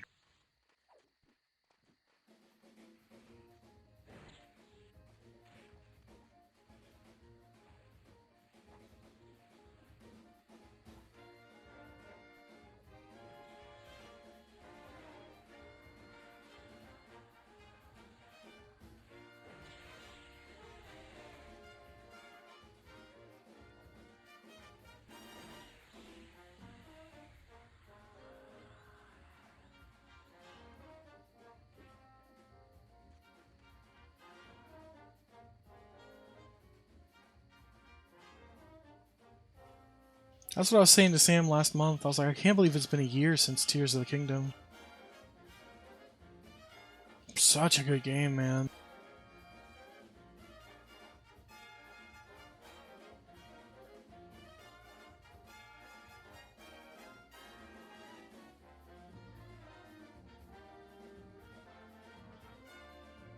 Tears shot to my second favorite Zelda of all time. And now that it's been a year out, I can say that without hype. I thought Breath of the Wild was a 10 out of 10. I thought Tears was an 11 out of 10. And for the people who don't like the new format of Zelda, you know, I know things aren't forever, and they'll probably go to another new format soon. but like I didn't have a problem with it. I feel like anybody who was saying that it sucked didn't give it more than an hour or two. They saw breakable weapons and they were like, fuck this. And they walked away from it. And I think that's such a stupid move on their part. Once you get rolling in that game, you always have such a huge stock of weapons that you're throwing stuff away. Literally throwing them just to get it out of your inventory. Like, let me do damage with this sword. I'll just throw it at the enemy. No cheating necessary. It's just, you know, just the flow of the fucking game. And even if you wanted to be a miser with your weapons, you'd still be using your bow a ton. And you can have either separate inventory slots for bows, separate inventory slots for melee weapons. Like, give me a fucking break. And then you added, like, Lego on top of that, right? So you started building, which I'm not a big building guy, but for solving puzzles, I don't mind it. Which is why I think the new Zelda will be really awesome. Like, if you just leave me to my own devices and say, like, oh, build a house because you could build a house, I'm like, I'm not going to build the house. If there's no point for me to build a house, I'm not going to build it. If I need to build the house to get to the next stage, I'll build the stupid house. But I'm the guy who's going to put 4 walls up and a roof, and that's it.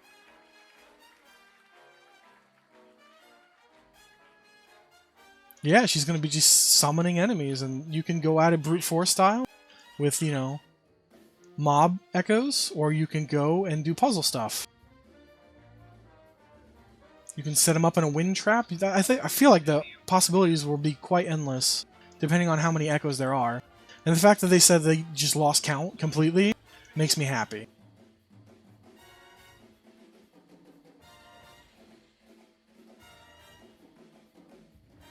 Exactly. This is exactly it.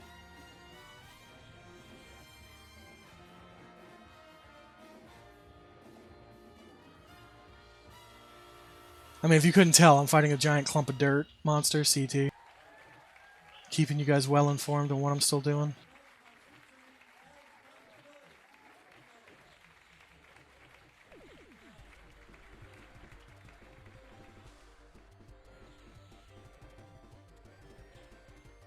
He tried to fling me, but since I'm levitating, he can't. All he did was air push me.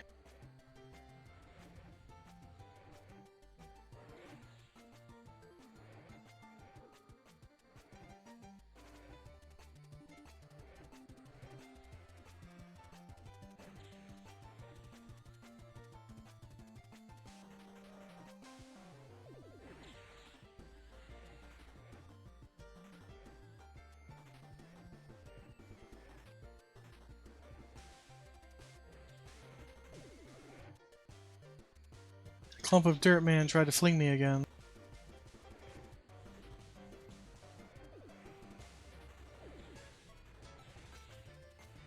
Hey, he's clearing my freaking buffs.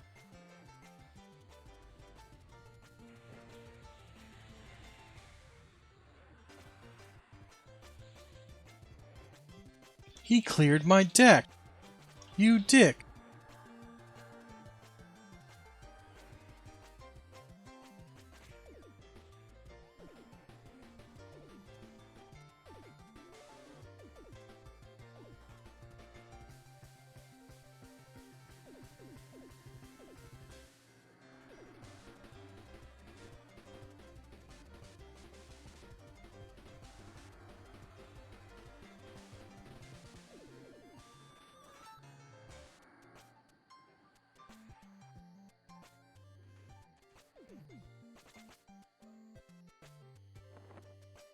Oh, I just ate a death touch.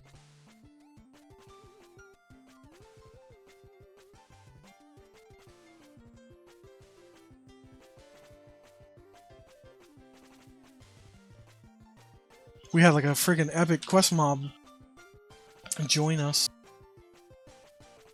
Ah, well that's just Mistmore for you, dude. Train Central of the world.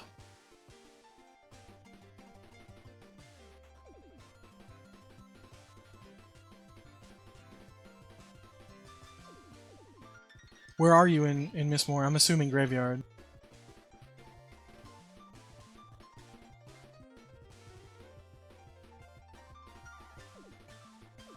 Ooh, CE? CE is so good. You get a 40 on CE alone. Probably more than 40. Such good shit. Bronze dropping out the ass. Find steel on almost like every humanoid. That vampire mist that nobody picks up. If you get a couple of stacks of that, that shit sells for like maybe 20 or 30 plat per stack.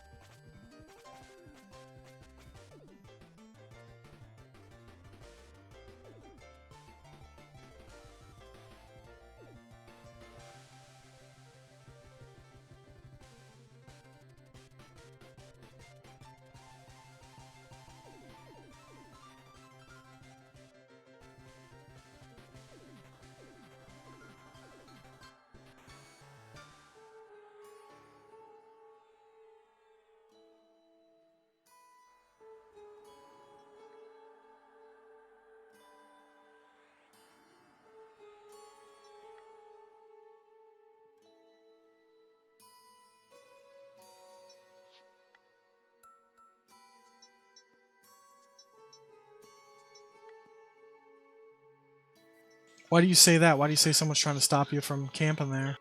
Are they like pulling on you? Are they training on you on purpose or what?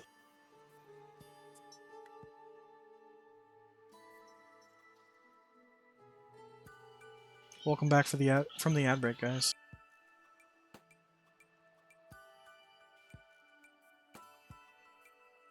Well, if you think somebody is, the QUARM CSRs are very particular about how you approach them with a report. I think that they will only consider it if you have it videotaped.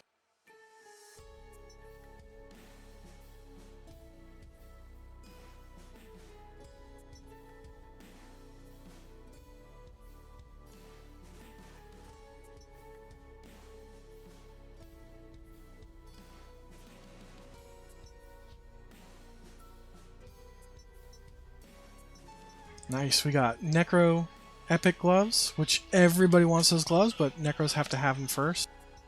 Another Darkwood Trunk, we got one last week, I won it.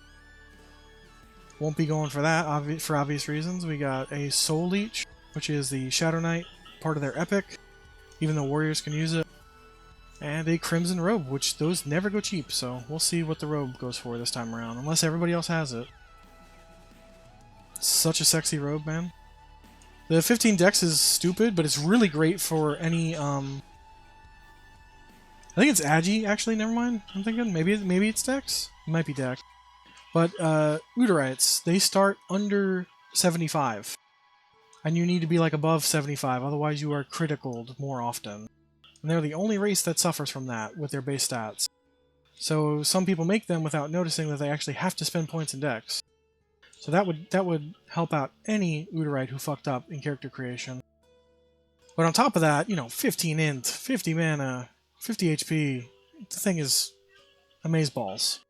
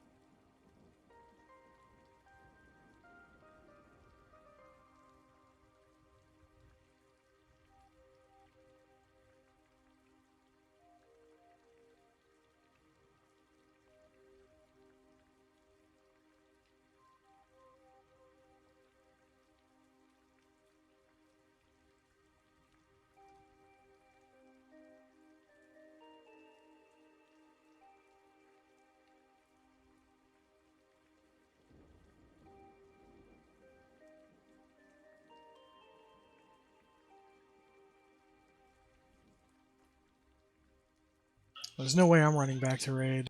So I'm going to have to just wait around for a resurrection.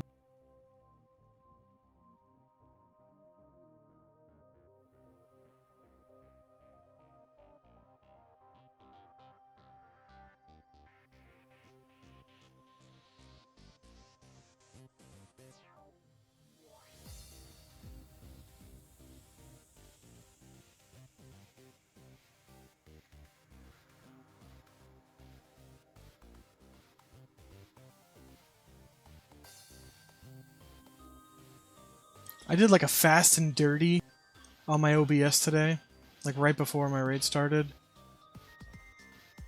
I swapped in an application like audio capture and visual capture so that I can do some SOD on here if I wanted to flip, like after raids or something. If I wanted to keep a conversation going.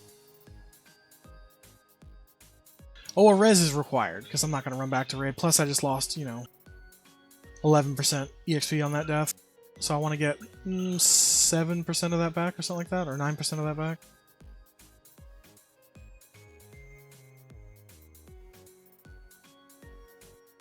I'll be right back real quick, though.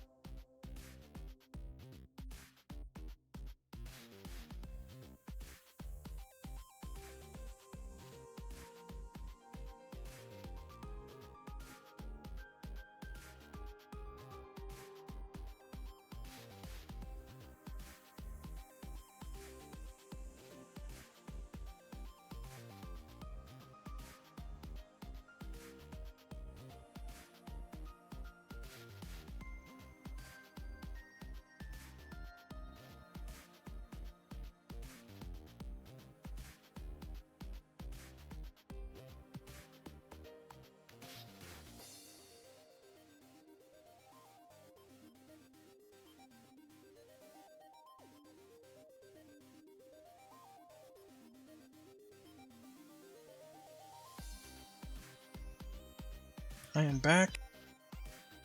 Still waiting for a res. Hopefully it didn't pop while I was gone. The flaws of being diabetic and always having to drink is the fact that you have to get up to pee all the time.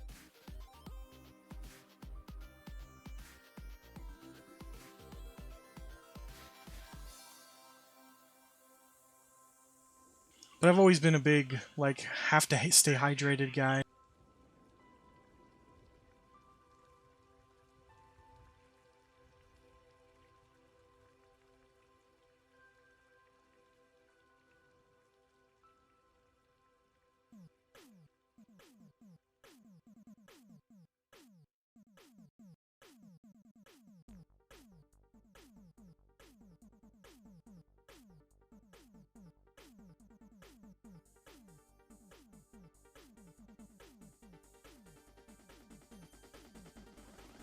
Uh-oh, story time.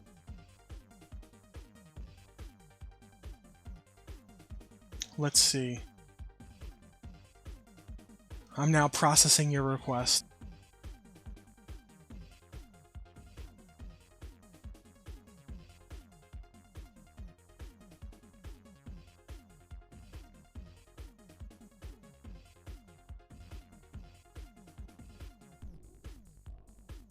Okay, so Micro might know a little bit about this. When I was a teenager, Micro was definitely in the picture, but I don't think he was hanging out with us this particular time. I was hanging out with a few friends, and we were very bored, and there was this drainage ditch out back behind some of the trailers that we lived in. It was a huge trailer park, like a couple miles big. Just a giant place.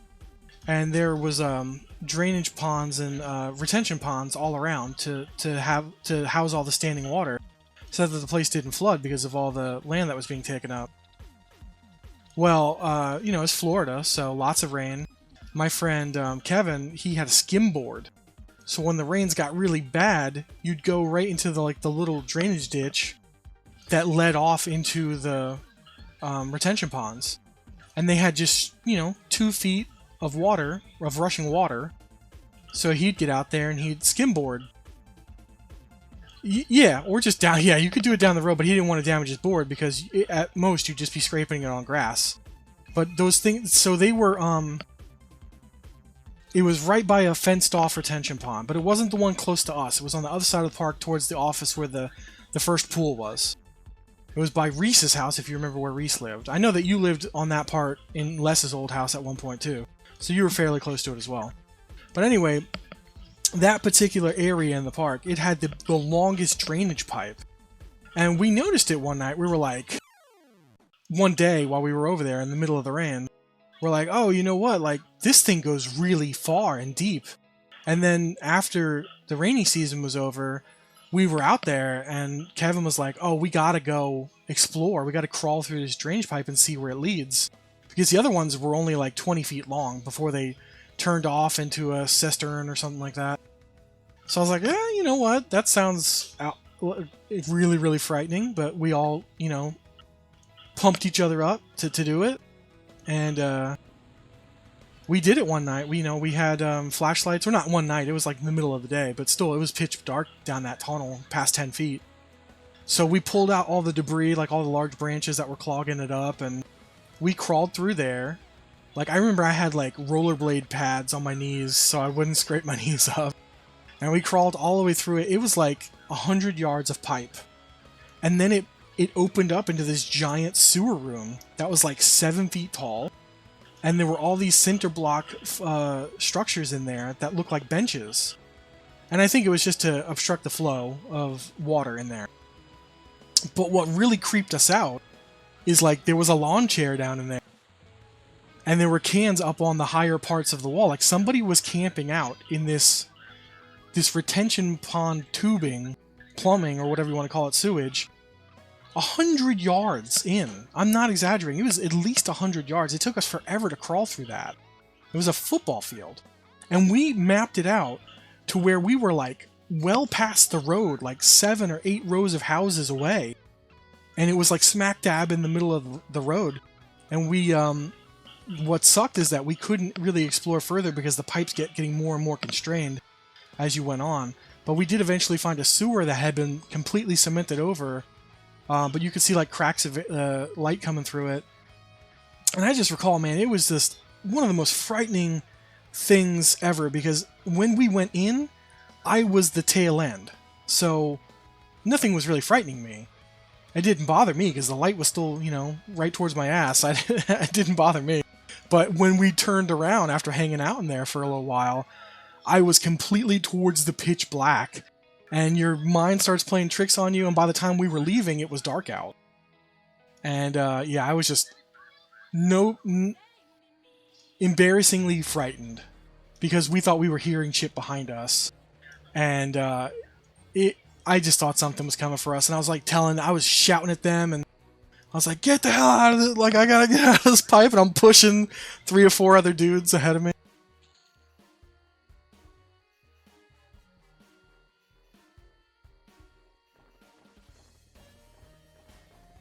Sorry, I'm trying to loot my core. I'm not done with the story yet.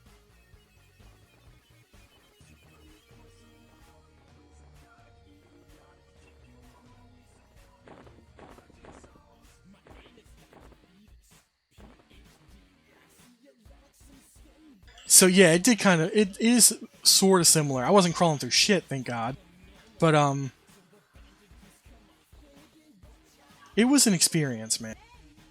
But it wasn't my first Urbex experience. So you get a freebie out of me because I remember this story, and I feel like it's just a little bit more entertaining than that. Because that one was just mostly fear. Like, I didn't like how I felt at that moment, being constrained in a pipe. I'm not a claustrophobic guy. But I did feel like something might have been behind me. And I think at the time we were thinking it might have been like a rabid dog or something. And it was just frightening. But when I was really small, when I was between the ages of like 5 and 11, we lived in Long Island in New York. And we lived in a town called Patchogue. And there was a big lake right in our town. And the lakefront property was just mansions, you know, as far as the eye can see. And not just like McMansions. I'm talking primo mansions. Like 15 plus rooms, indoor pools, and shit like that. Well, my older brother, not my eldest, but the one who was older than me, he was a delinquent, and I liked to hang out with him. So one of his girlfriends at the time dared him to break into this abandoned mansion that had been abandoned for a long time. It was absolutely, like, decrepit. Like, unsafe to be in. Condemned style. Well, anyway, we got into this thing, and it was probably 4 stories big, with a huge basement, and it had an indoor pool. And the indoor pool was just full of swamp water, man. Just like 5 foot deep, murky. They threw the lawn furniture in there, and the patio furniture in there maybe 10 years prior. It was just like a witch's bubbling brew of disgust. And everything was wet and damp from the rain damage because the roof was caving in. And I had to have been between the ages of about 7 and 11. And I remember my brother was like legitimately fearing for me, which is something that is not an emotion that he expressed because he was kind of a dick. But he's like, I really need you to be careful. I'd rather you stay outside while we do this. And I was like, I don't want to stay outside a creepy ass mansion, you know? It was dark outside, like not nighttime, but just the property was so over vegetated that it was just gross. The whole thing was gross. And I remember us going up the spiral staircase to get to the 2nd floor because there was a ballroom on the 2nd floor. And my brother stepped on a really soggy step and his leg went right through into God knows what room was underneath the spiral staircase. Because it was all like wood and marble and shit. And it wasn't just this freestanding one. It was like there was probably a maid's closet or something underneath it. Or even worse, he could have fell into the basement or sub-basement. And I just remember being so fucking frightened. I thought my brother was going to die. And his girlfriend at the time was just like laughing it all off. And I'm like, man, I don't like your girlfriend. And he was so pissed at her too. And we walked away from that experience, I don't know, bonded a little bit. Like that kind of helped us bond a little bit.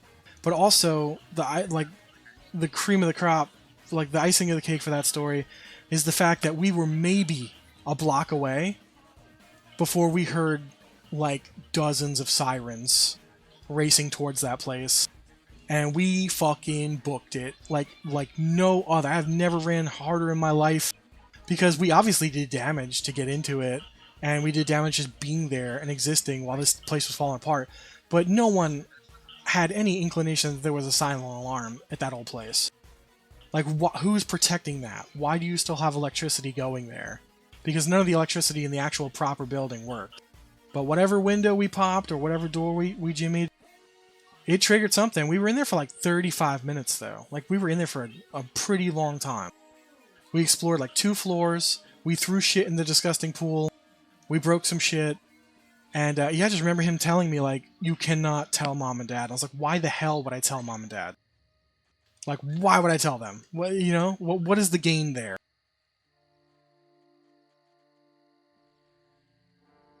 And a couple months later, he got in trouble for, like, getting into an abandoned house. But this house was, like, perfectly fine and on the market.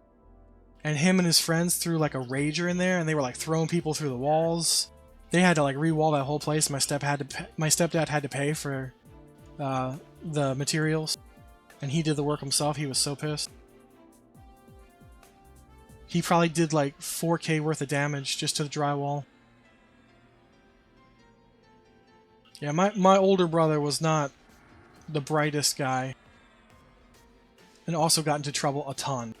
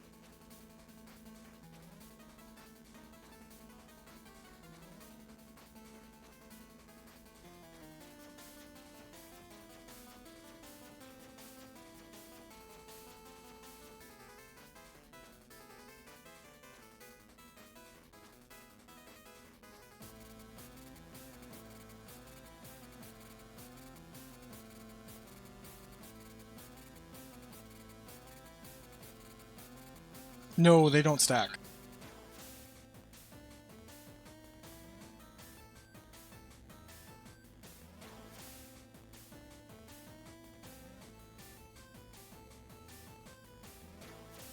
All for like what, less than $10 of merchandise? That's awful, man. I hate when the police raid stuff.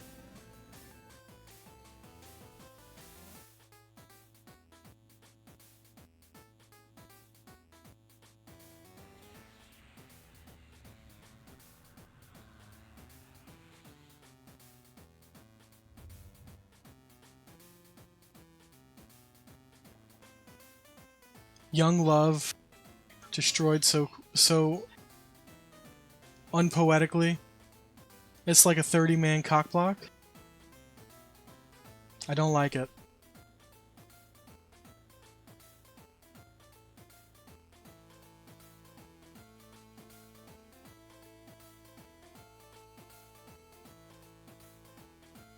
Seriously, it's like too dangerous. Don't want any part of that.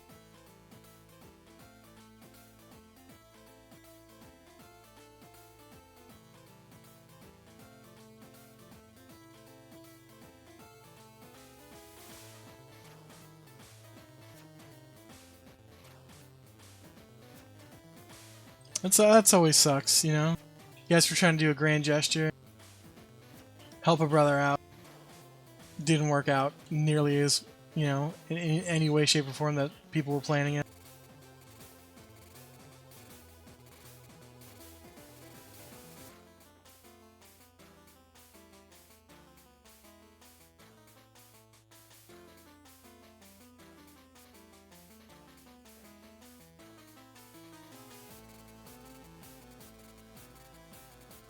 When I lived in Brooklyn, I had access to a yacht club. It bordered. We lived in these little colonies right off the piers, right off the seawall. They were called bungalows. We lived in these bungalows. They were just really tiny houses, like maybe 2-bedroom, 2-story, just really really tiny little things. And I would just wait for the tide to go out, and then jump down onto the small shore. Or I would climb the pylons and just go around the gate to get into the yacht club, because there was a lot of people with kids at the yacht club, and you know, a lot of them were my friends. So I would just sneak in, and no one cared that I was there ever, because it's not like they had security. It was a very small yacht club. They had a pool, public showers. They had maybe 10 piers. They had dry dock storage. And they had like a 3-story building. No, 2-story building with a basement.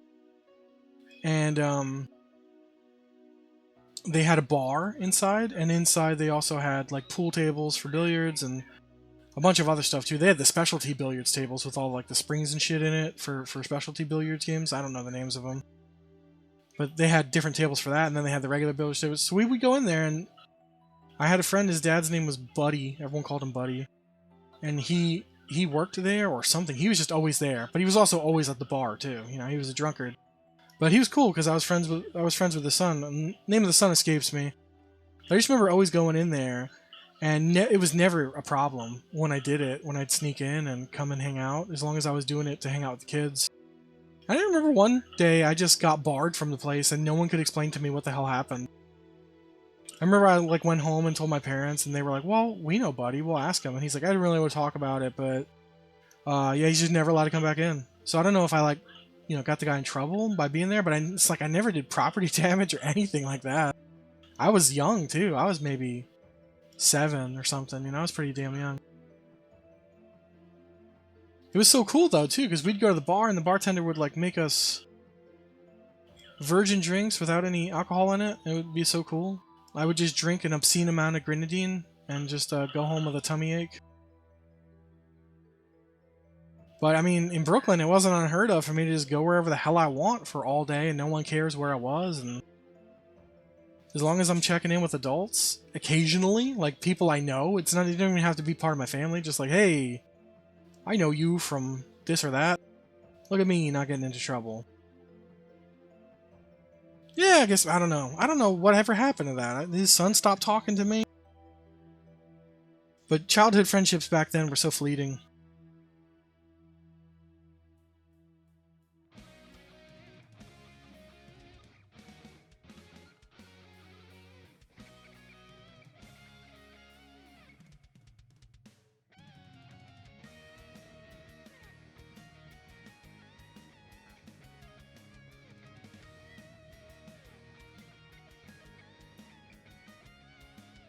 Alright, it's 106. I'm not going to end my stream yet.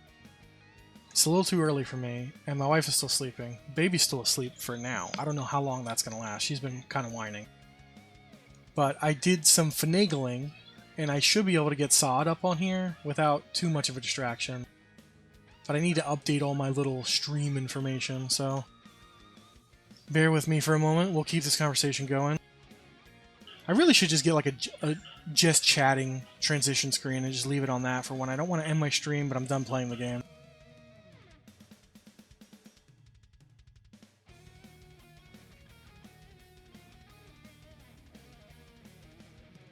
You seem like a pretty sociable guy. I can understand if it's a monstrous number, but what's wrong with having a lot of friends or just having a lot of acquaintances? As long as you keep a very small handful of those people very close to your heart, then I don't see a problem with having thousands of friends.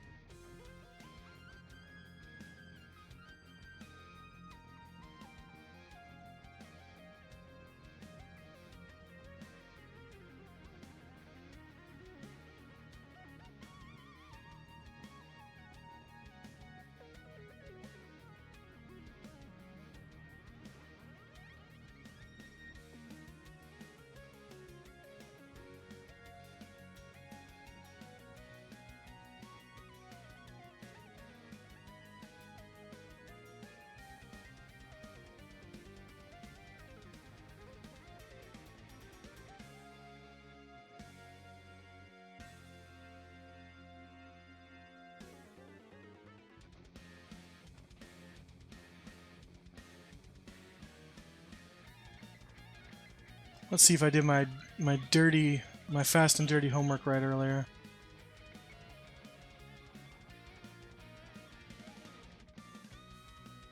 Hey, look at that. Looks like it worked.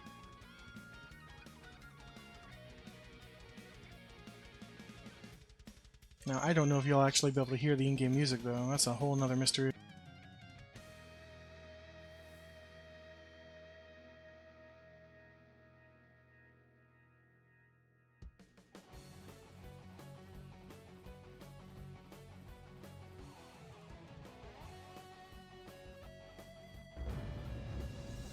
Oh yeah, I see that volume moving.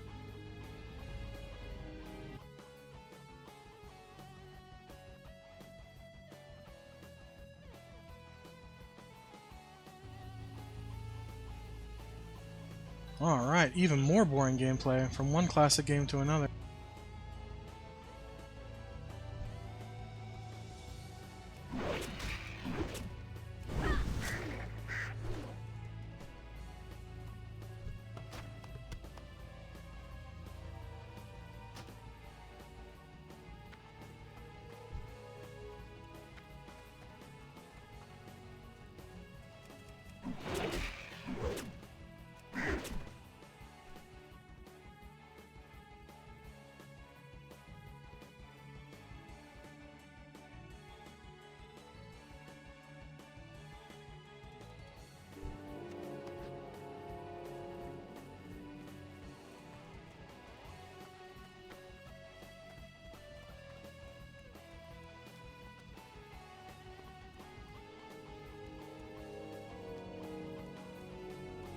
Damn, all the good stuff is in the mine.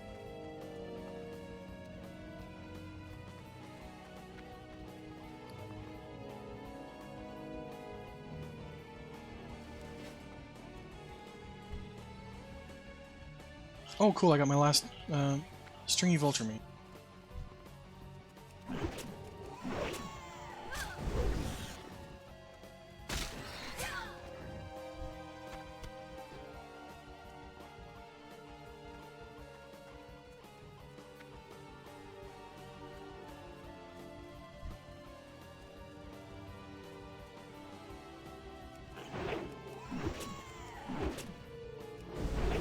The only thing I didn't configure was my chat blur overlay.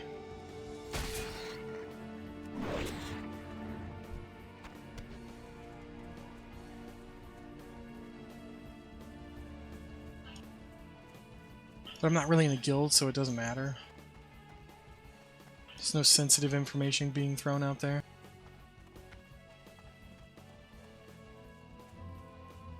I do see that my auto run being my push to talk on here is going to be an issue, but I'm just going to not care for now.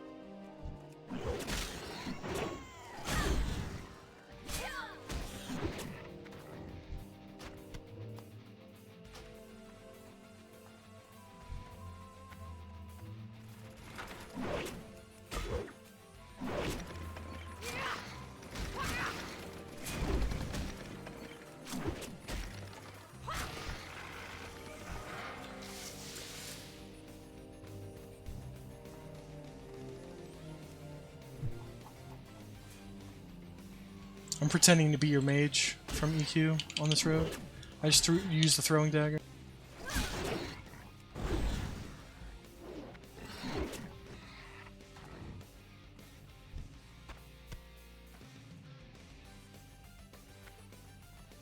I like desperately need to go sell.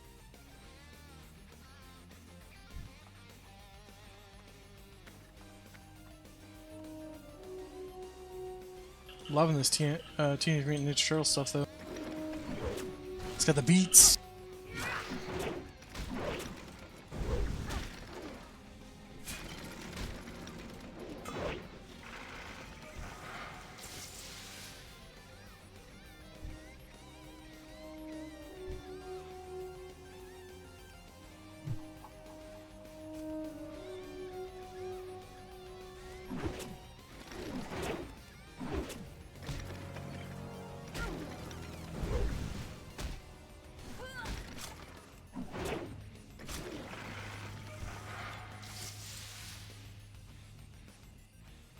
Yeah, these shredders, or harvesters, they shred pretty good.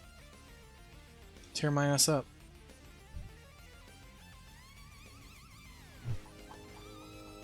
I was down on the beach trying to find the treasure map earlier today, after work. I must have killed 50 murlocs, I didn't see the damn thing.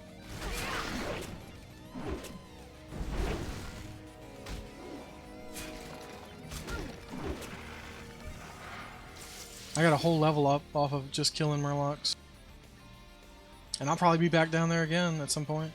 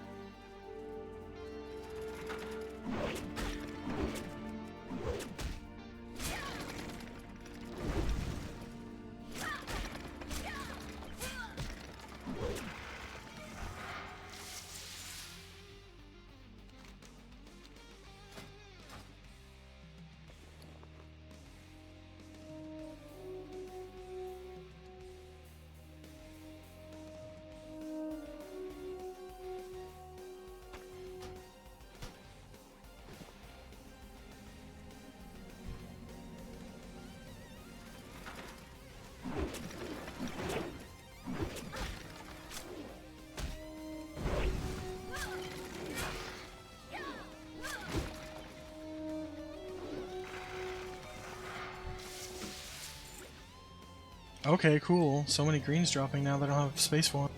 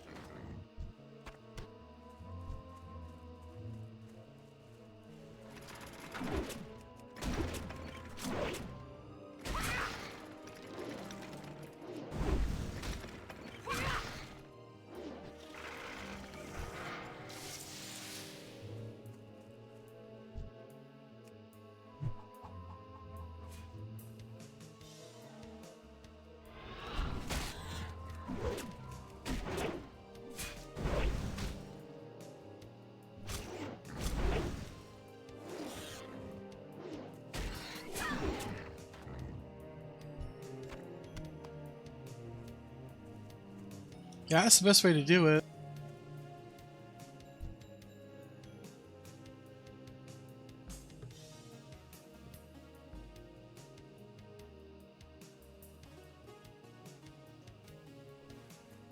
When I play Druid, that's pretty much like my only job is to keep DS up on the tank, or if I'm healing. And it's thankless because they generally don't ask for it. And they don't even tell you when it's like leaving.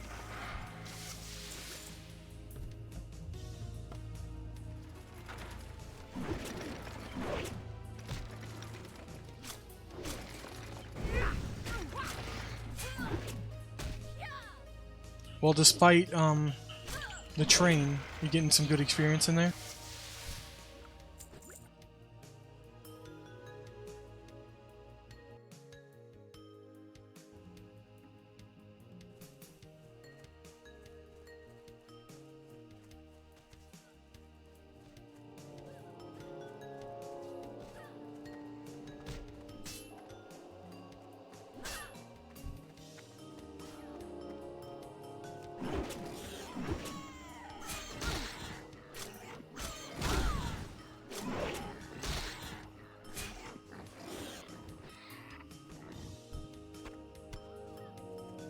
Well, she should have the 250 heal.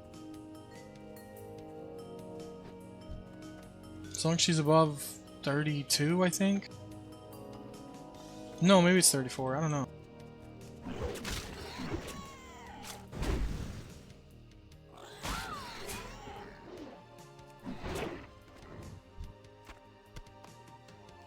Finally, the livers.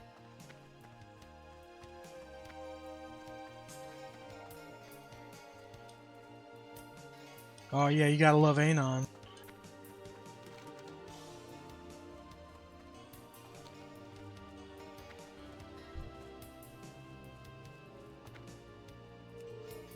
We can't even properly award people DKP if they have Anon on, so we have to tell them to take it off.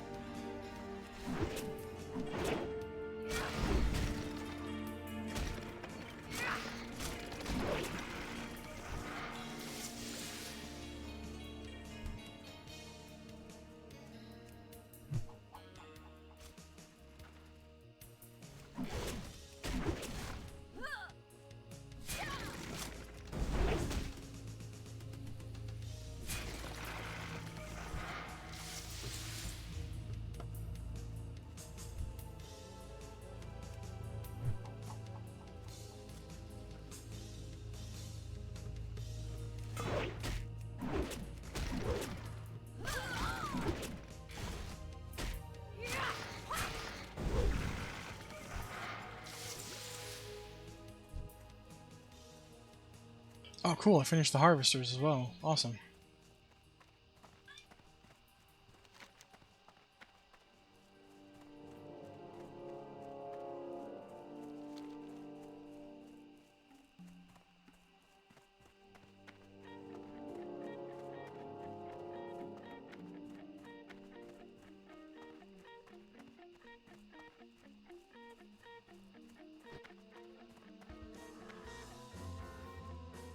I guess I'm pretty lucky that my little PNG guy is just so happens to be in an empty space in WoW.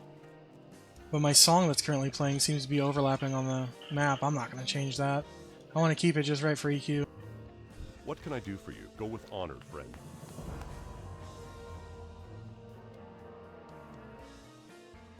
Light bless you. Greetings.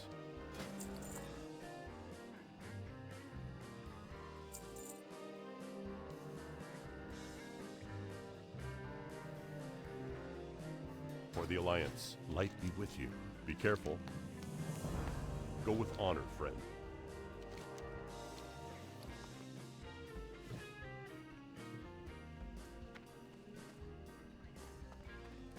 Need help? Farewell. Be careful. Safe travels. See you around.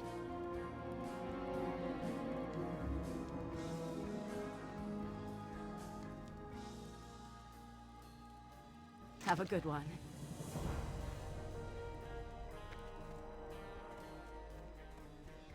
Need help?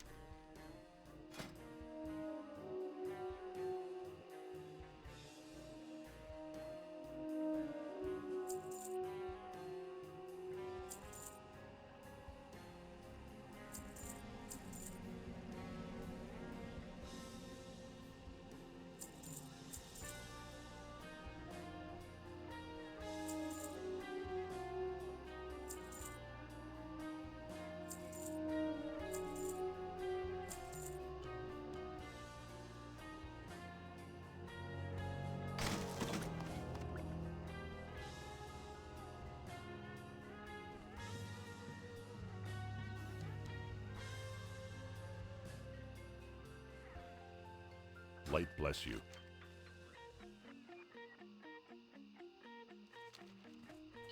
Finally time to go get my first flight path.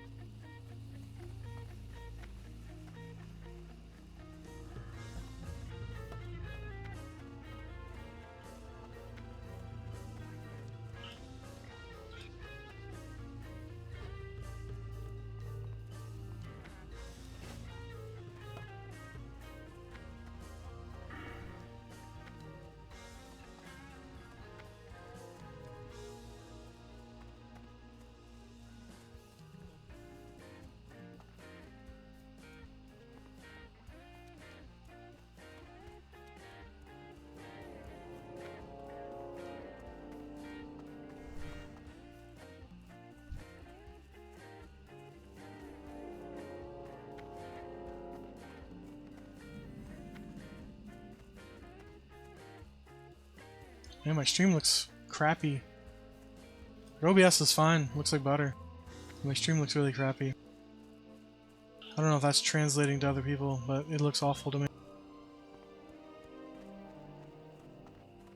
Well met. For the Alliance, be careful. Go with honor, friend. Light bless you. For the Alliance. Be careful. Hey there. See you later. I wonder why it looks so awful. Hey there.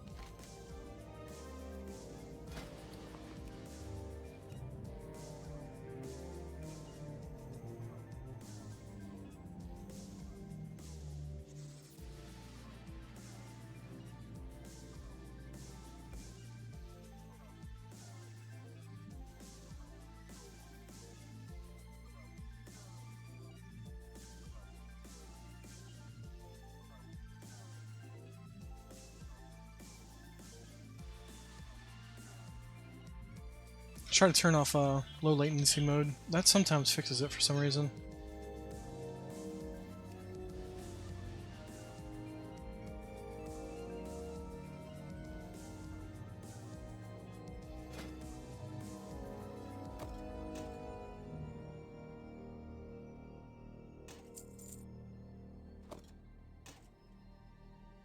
See you around.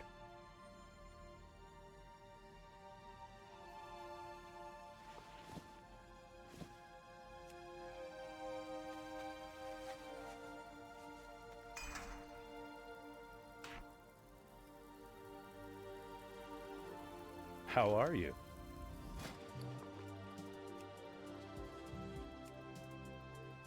Have a good one.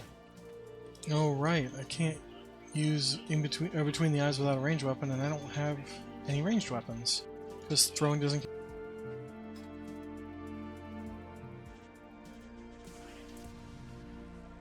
If I can get my hands on a crossbow, that would work.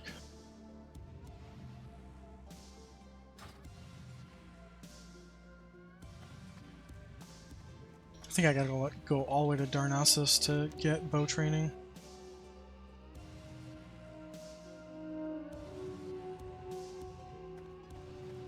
Nice, there's a rune over here.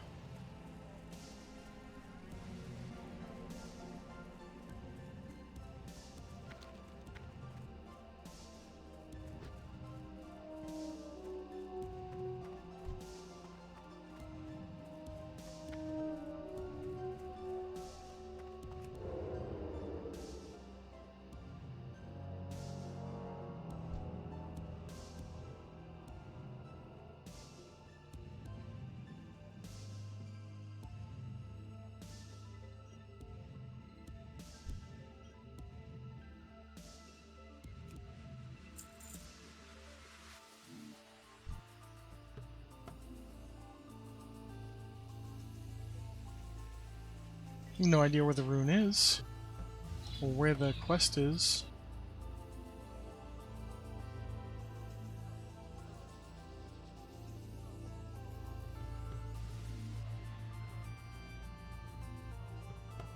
Right, okay, so I read about this one. There's a scout, and I need to pickpocket him, and if he discovers me, he runs away.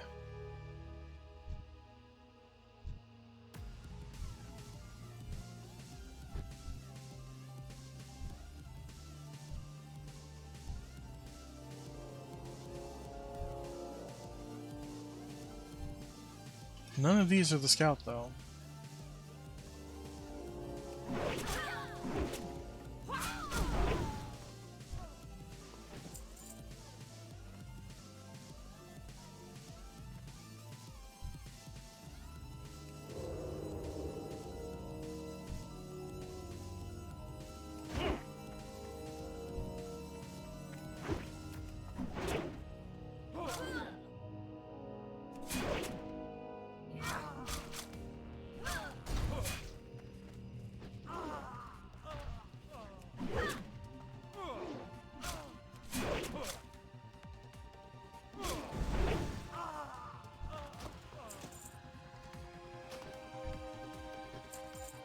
I mean, you're not wrong. Wolf form is definitely the way to go. It doesn't work in Mistmore like it does in Unrest, though.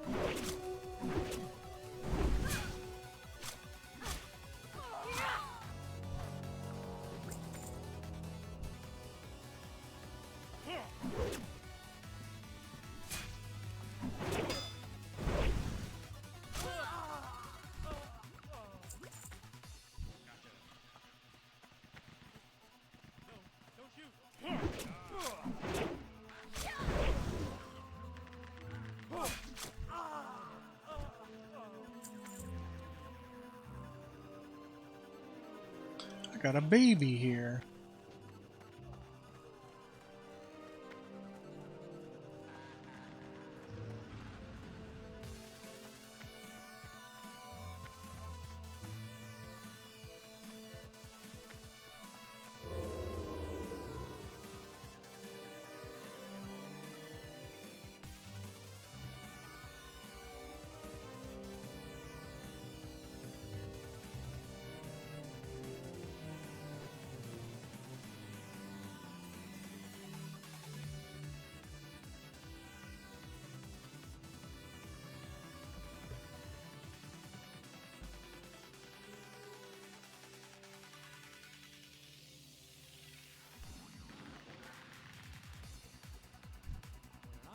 feel like I'm missing something with this one.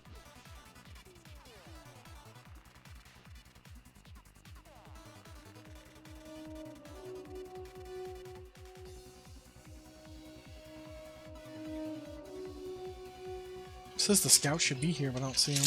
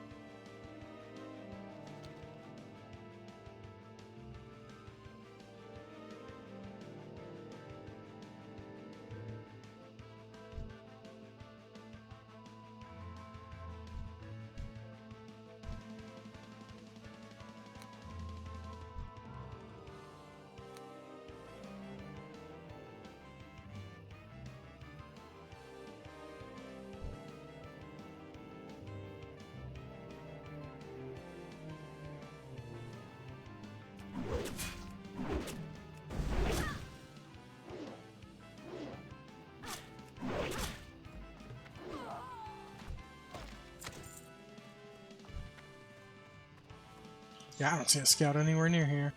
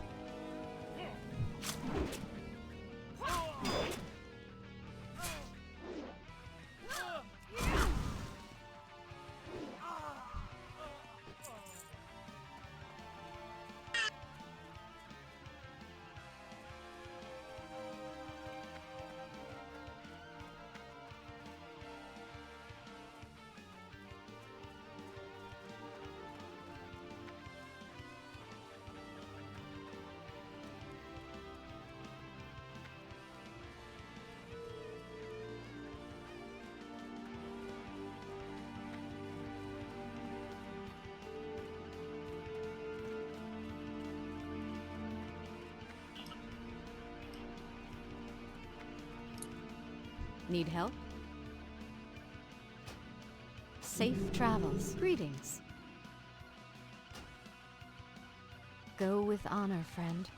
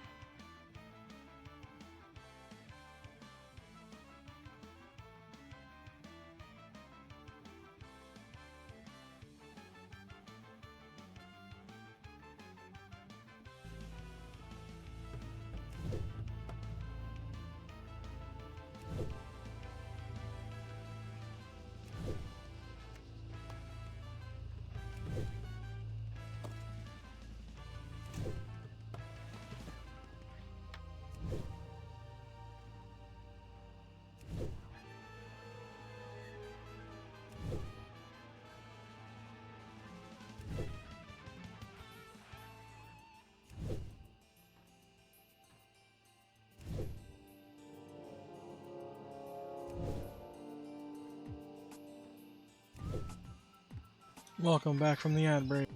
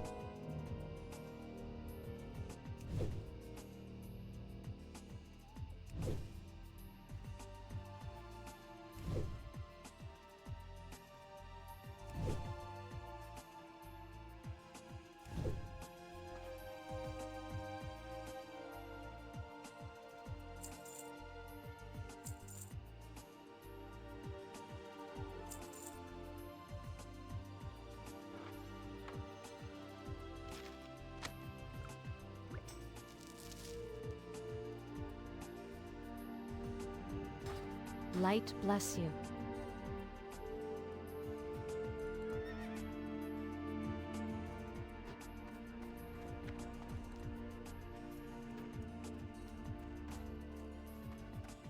King's honor, friend.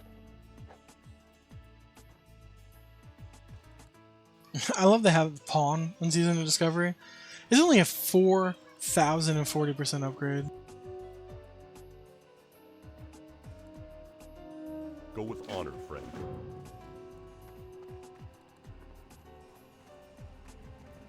My pawn's so screwed up though, it's telling me that like white daggers with lower DPS are better than my current ones. I need to input a string.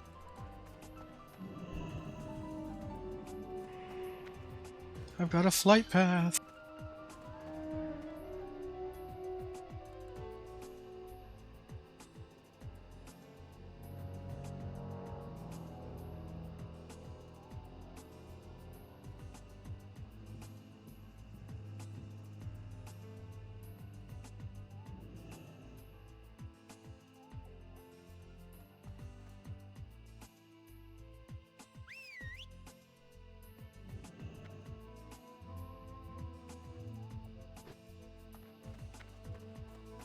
Yeah, that had to get like DBM.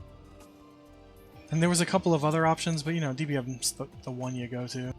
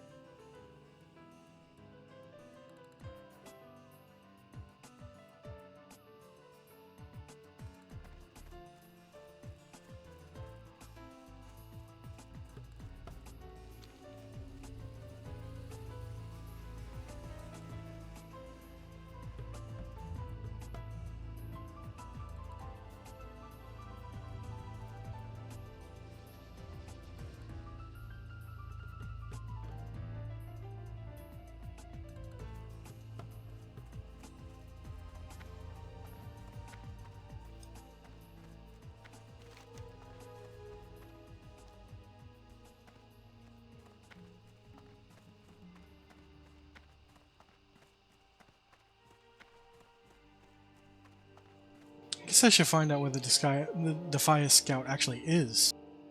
Because it's telling me it's everywhere the Defias are, and that's not true.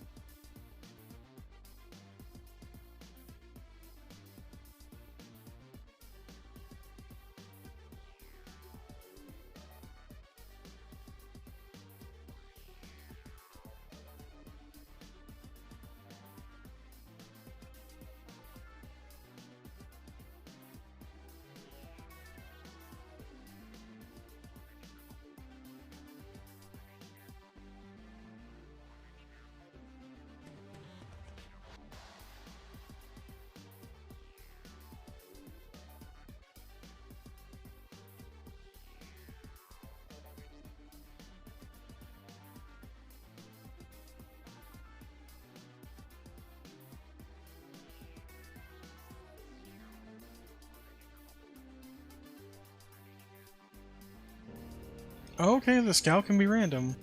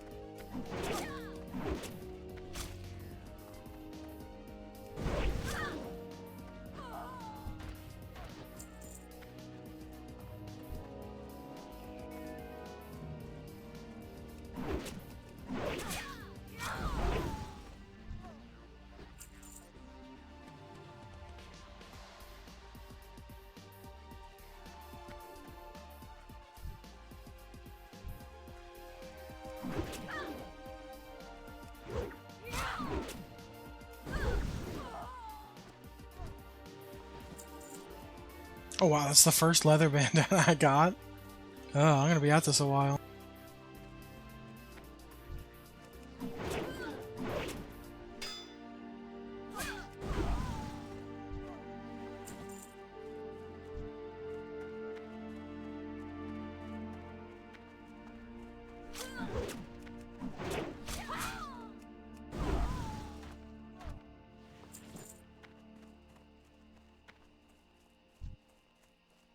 Breaking that camp over there is gonna be a pain in the ass.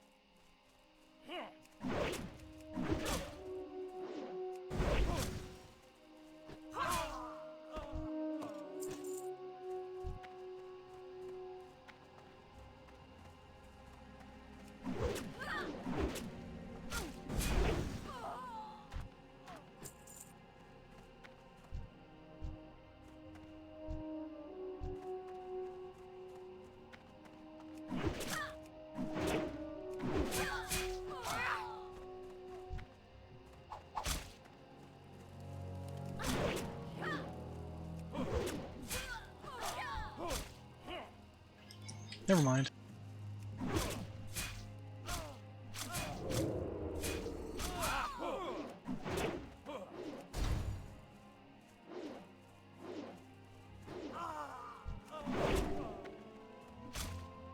It still got Harry.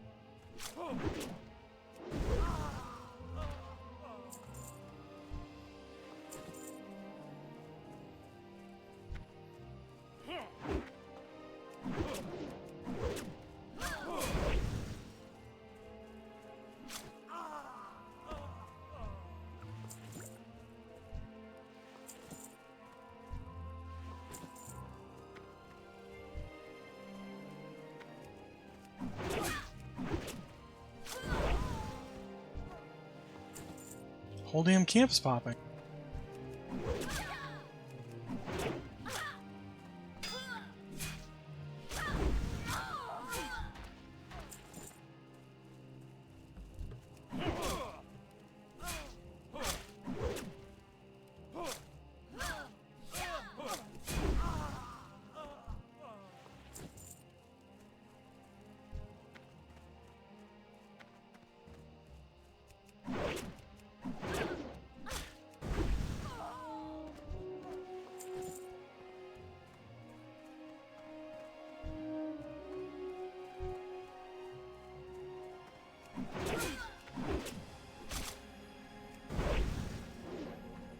I think playing without this questy add-on would make it miserable. I just got this add-on today and I probably can't play without it. My memory is shit when it comes to remembering where quests are. Like reading the subtext, it's like, oh, it's so annoying to me.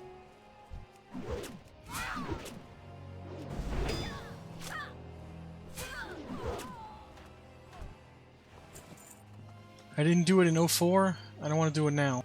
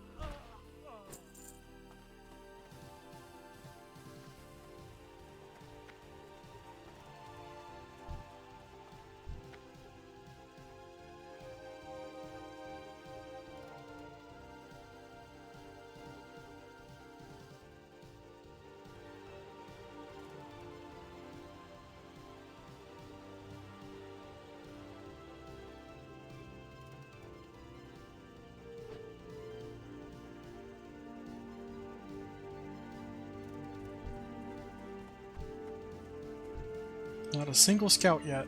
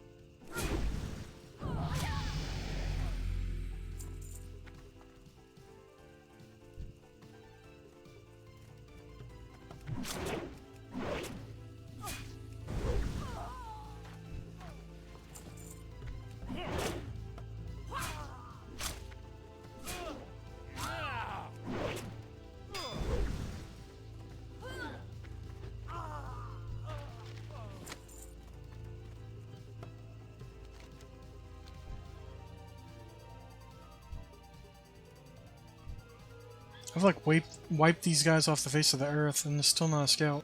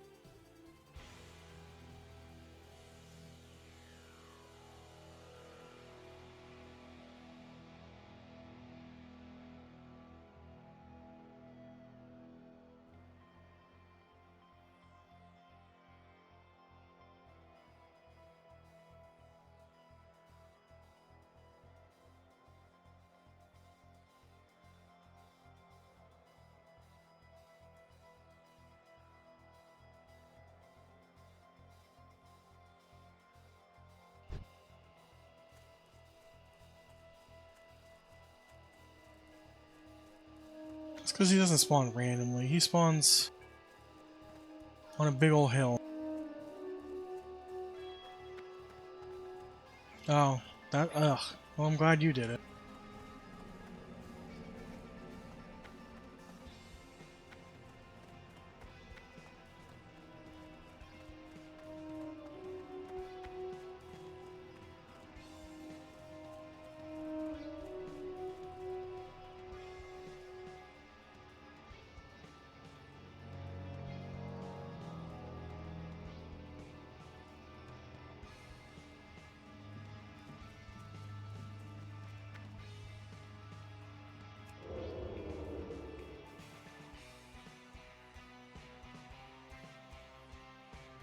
He's elite. He's supposed to be up here, actually, on this hill, but he's not.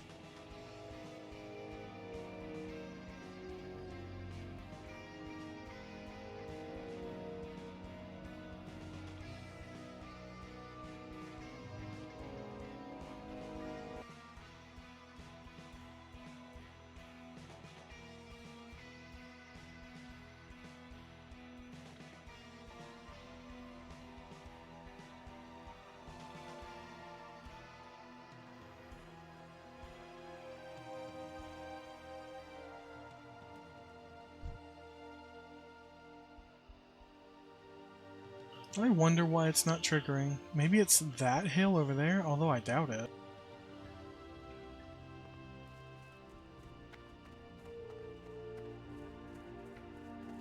Still don't understand why my stream looks like shit.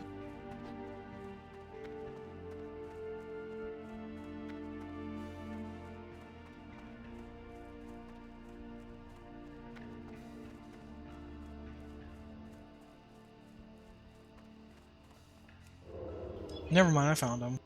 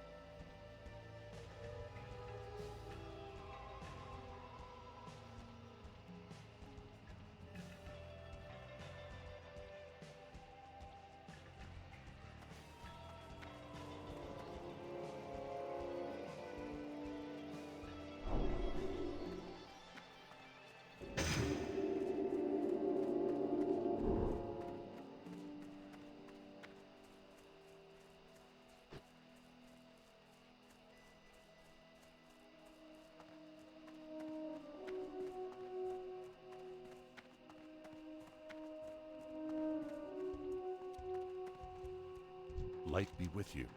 Be careful. For the Alliance.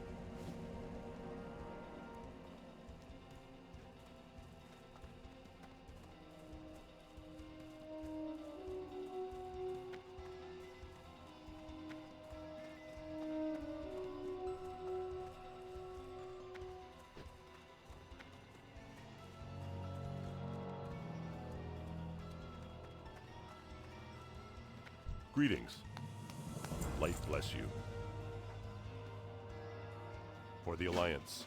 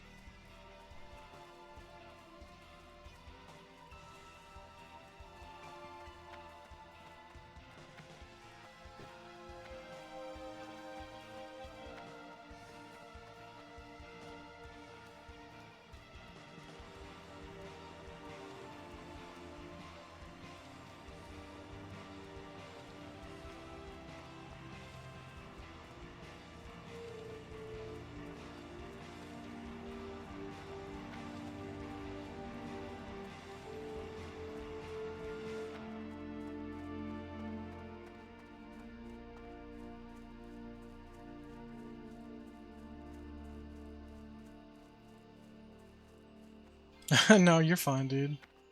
I just have a baby on me who's like demanding I play songs on the robot. Makes it very hard to play the game.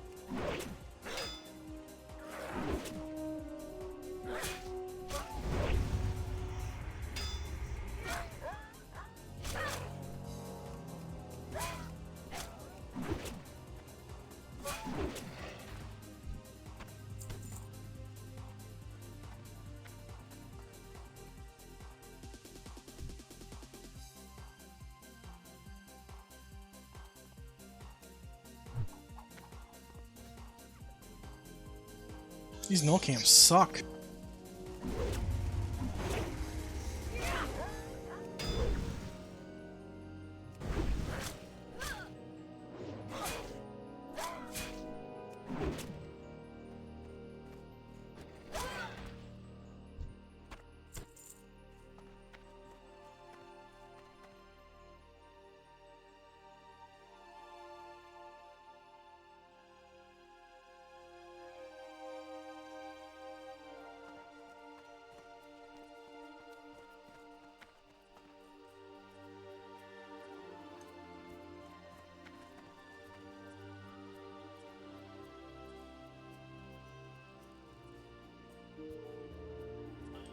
I think I'm pretty much gonna have to call it here because my kid's awake and my stream's all shitty quality right now and I can't figure out why. Probably because it's been running for so long.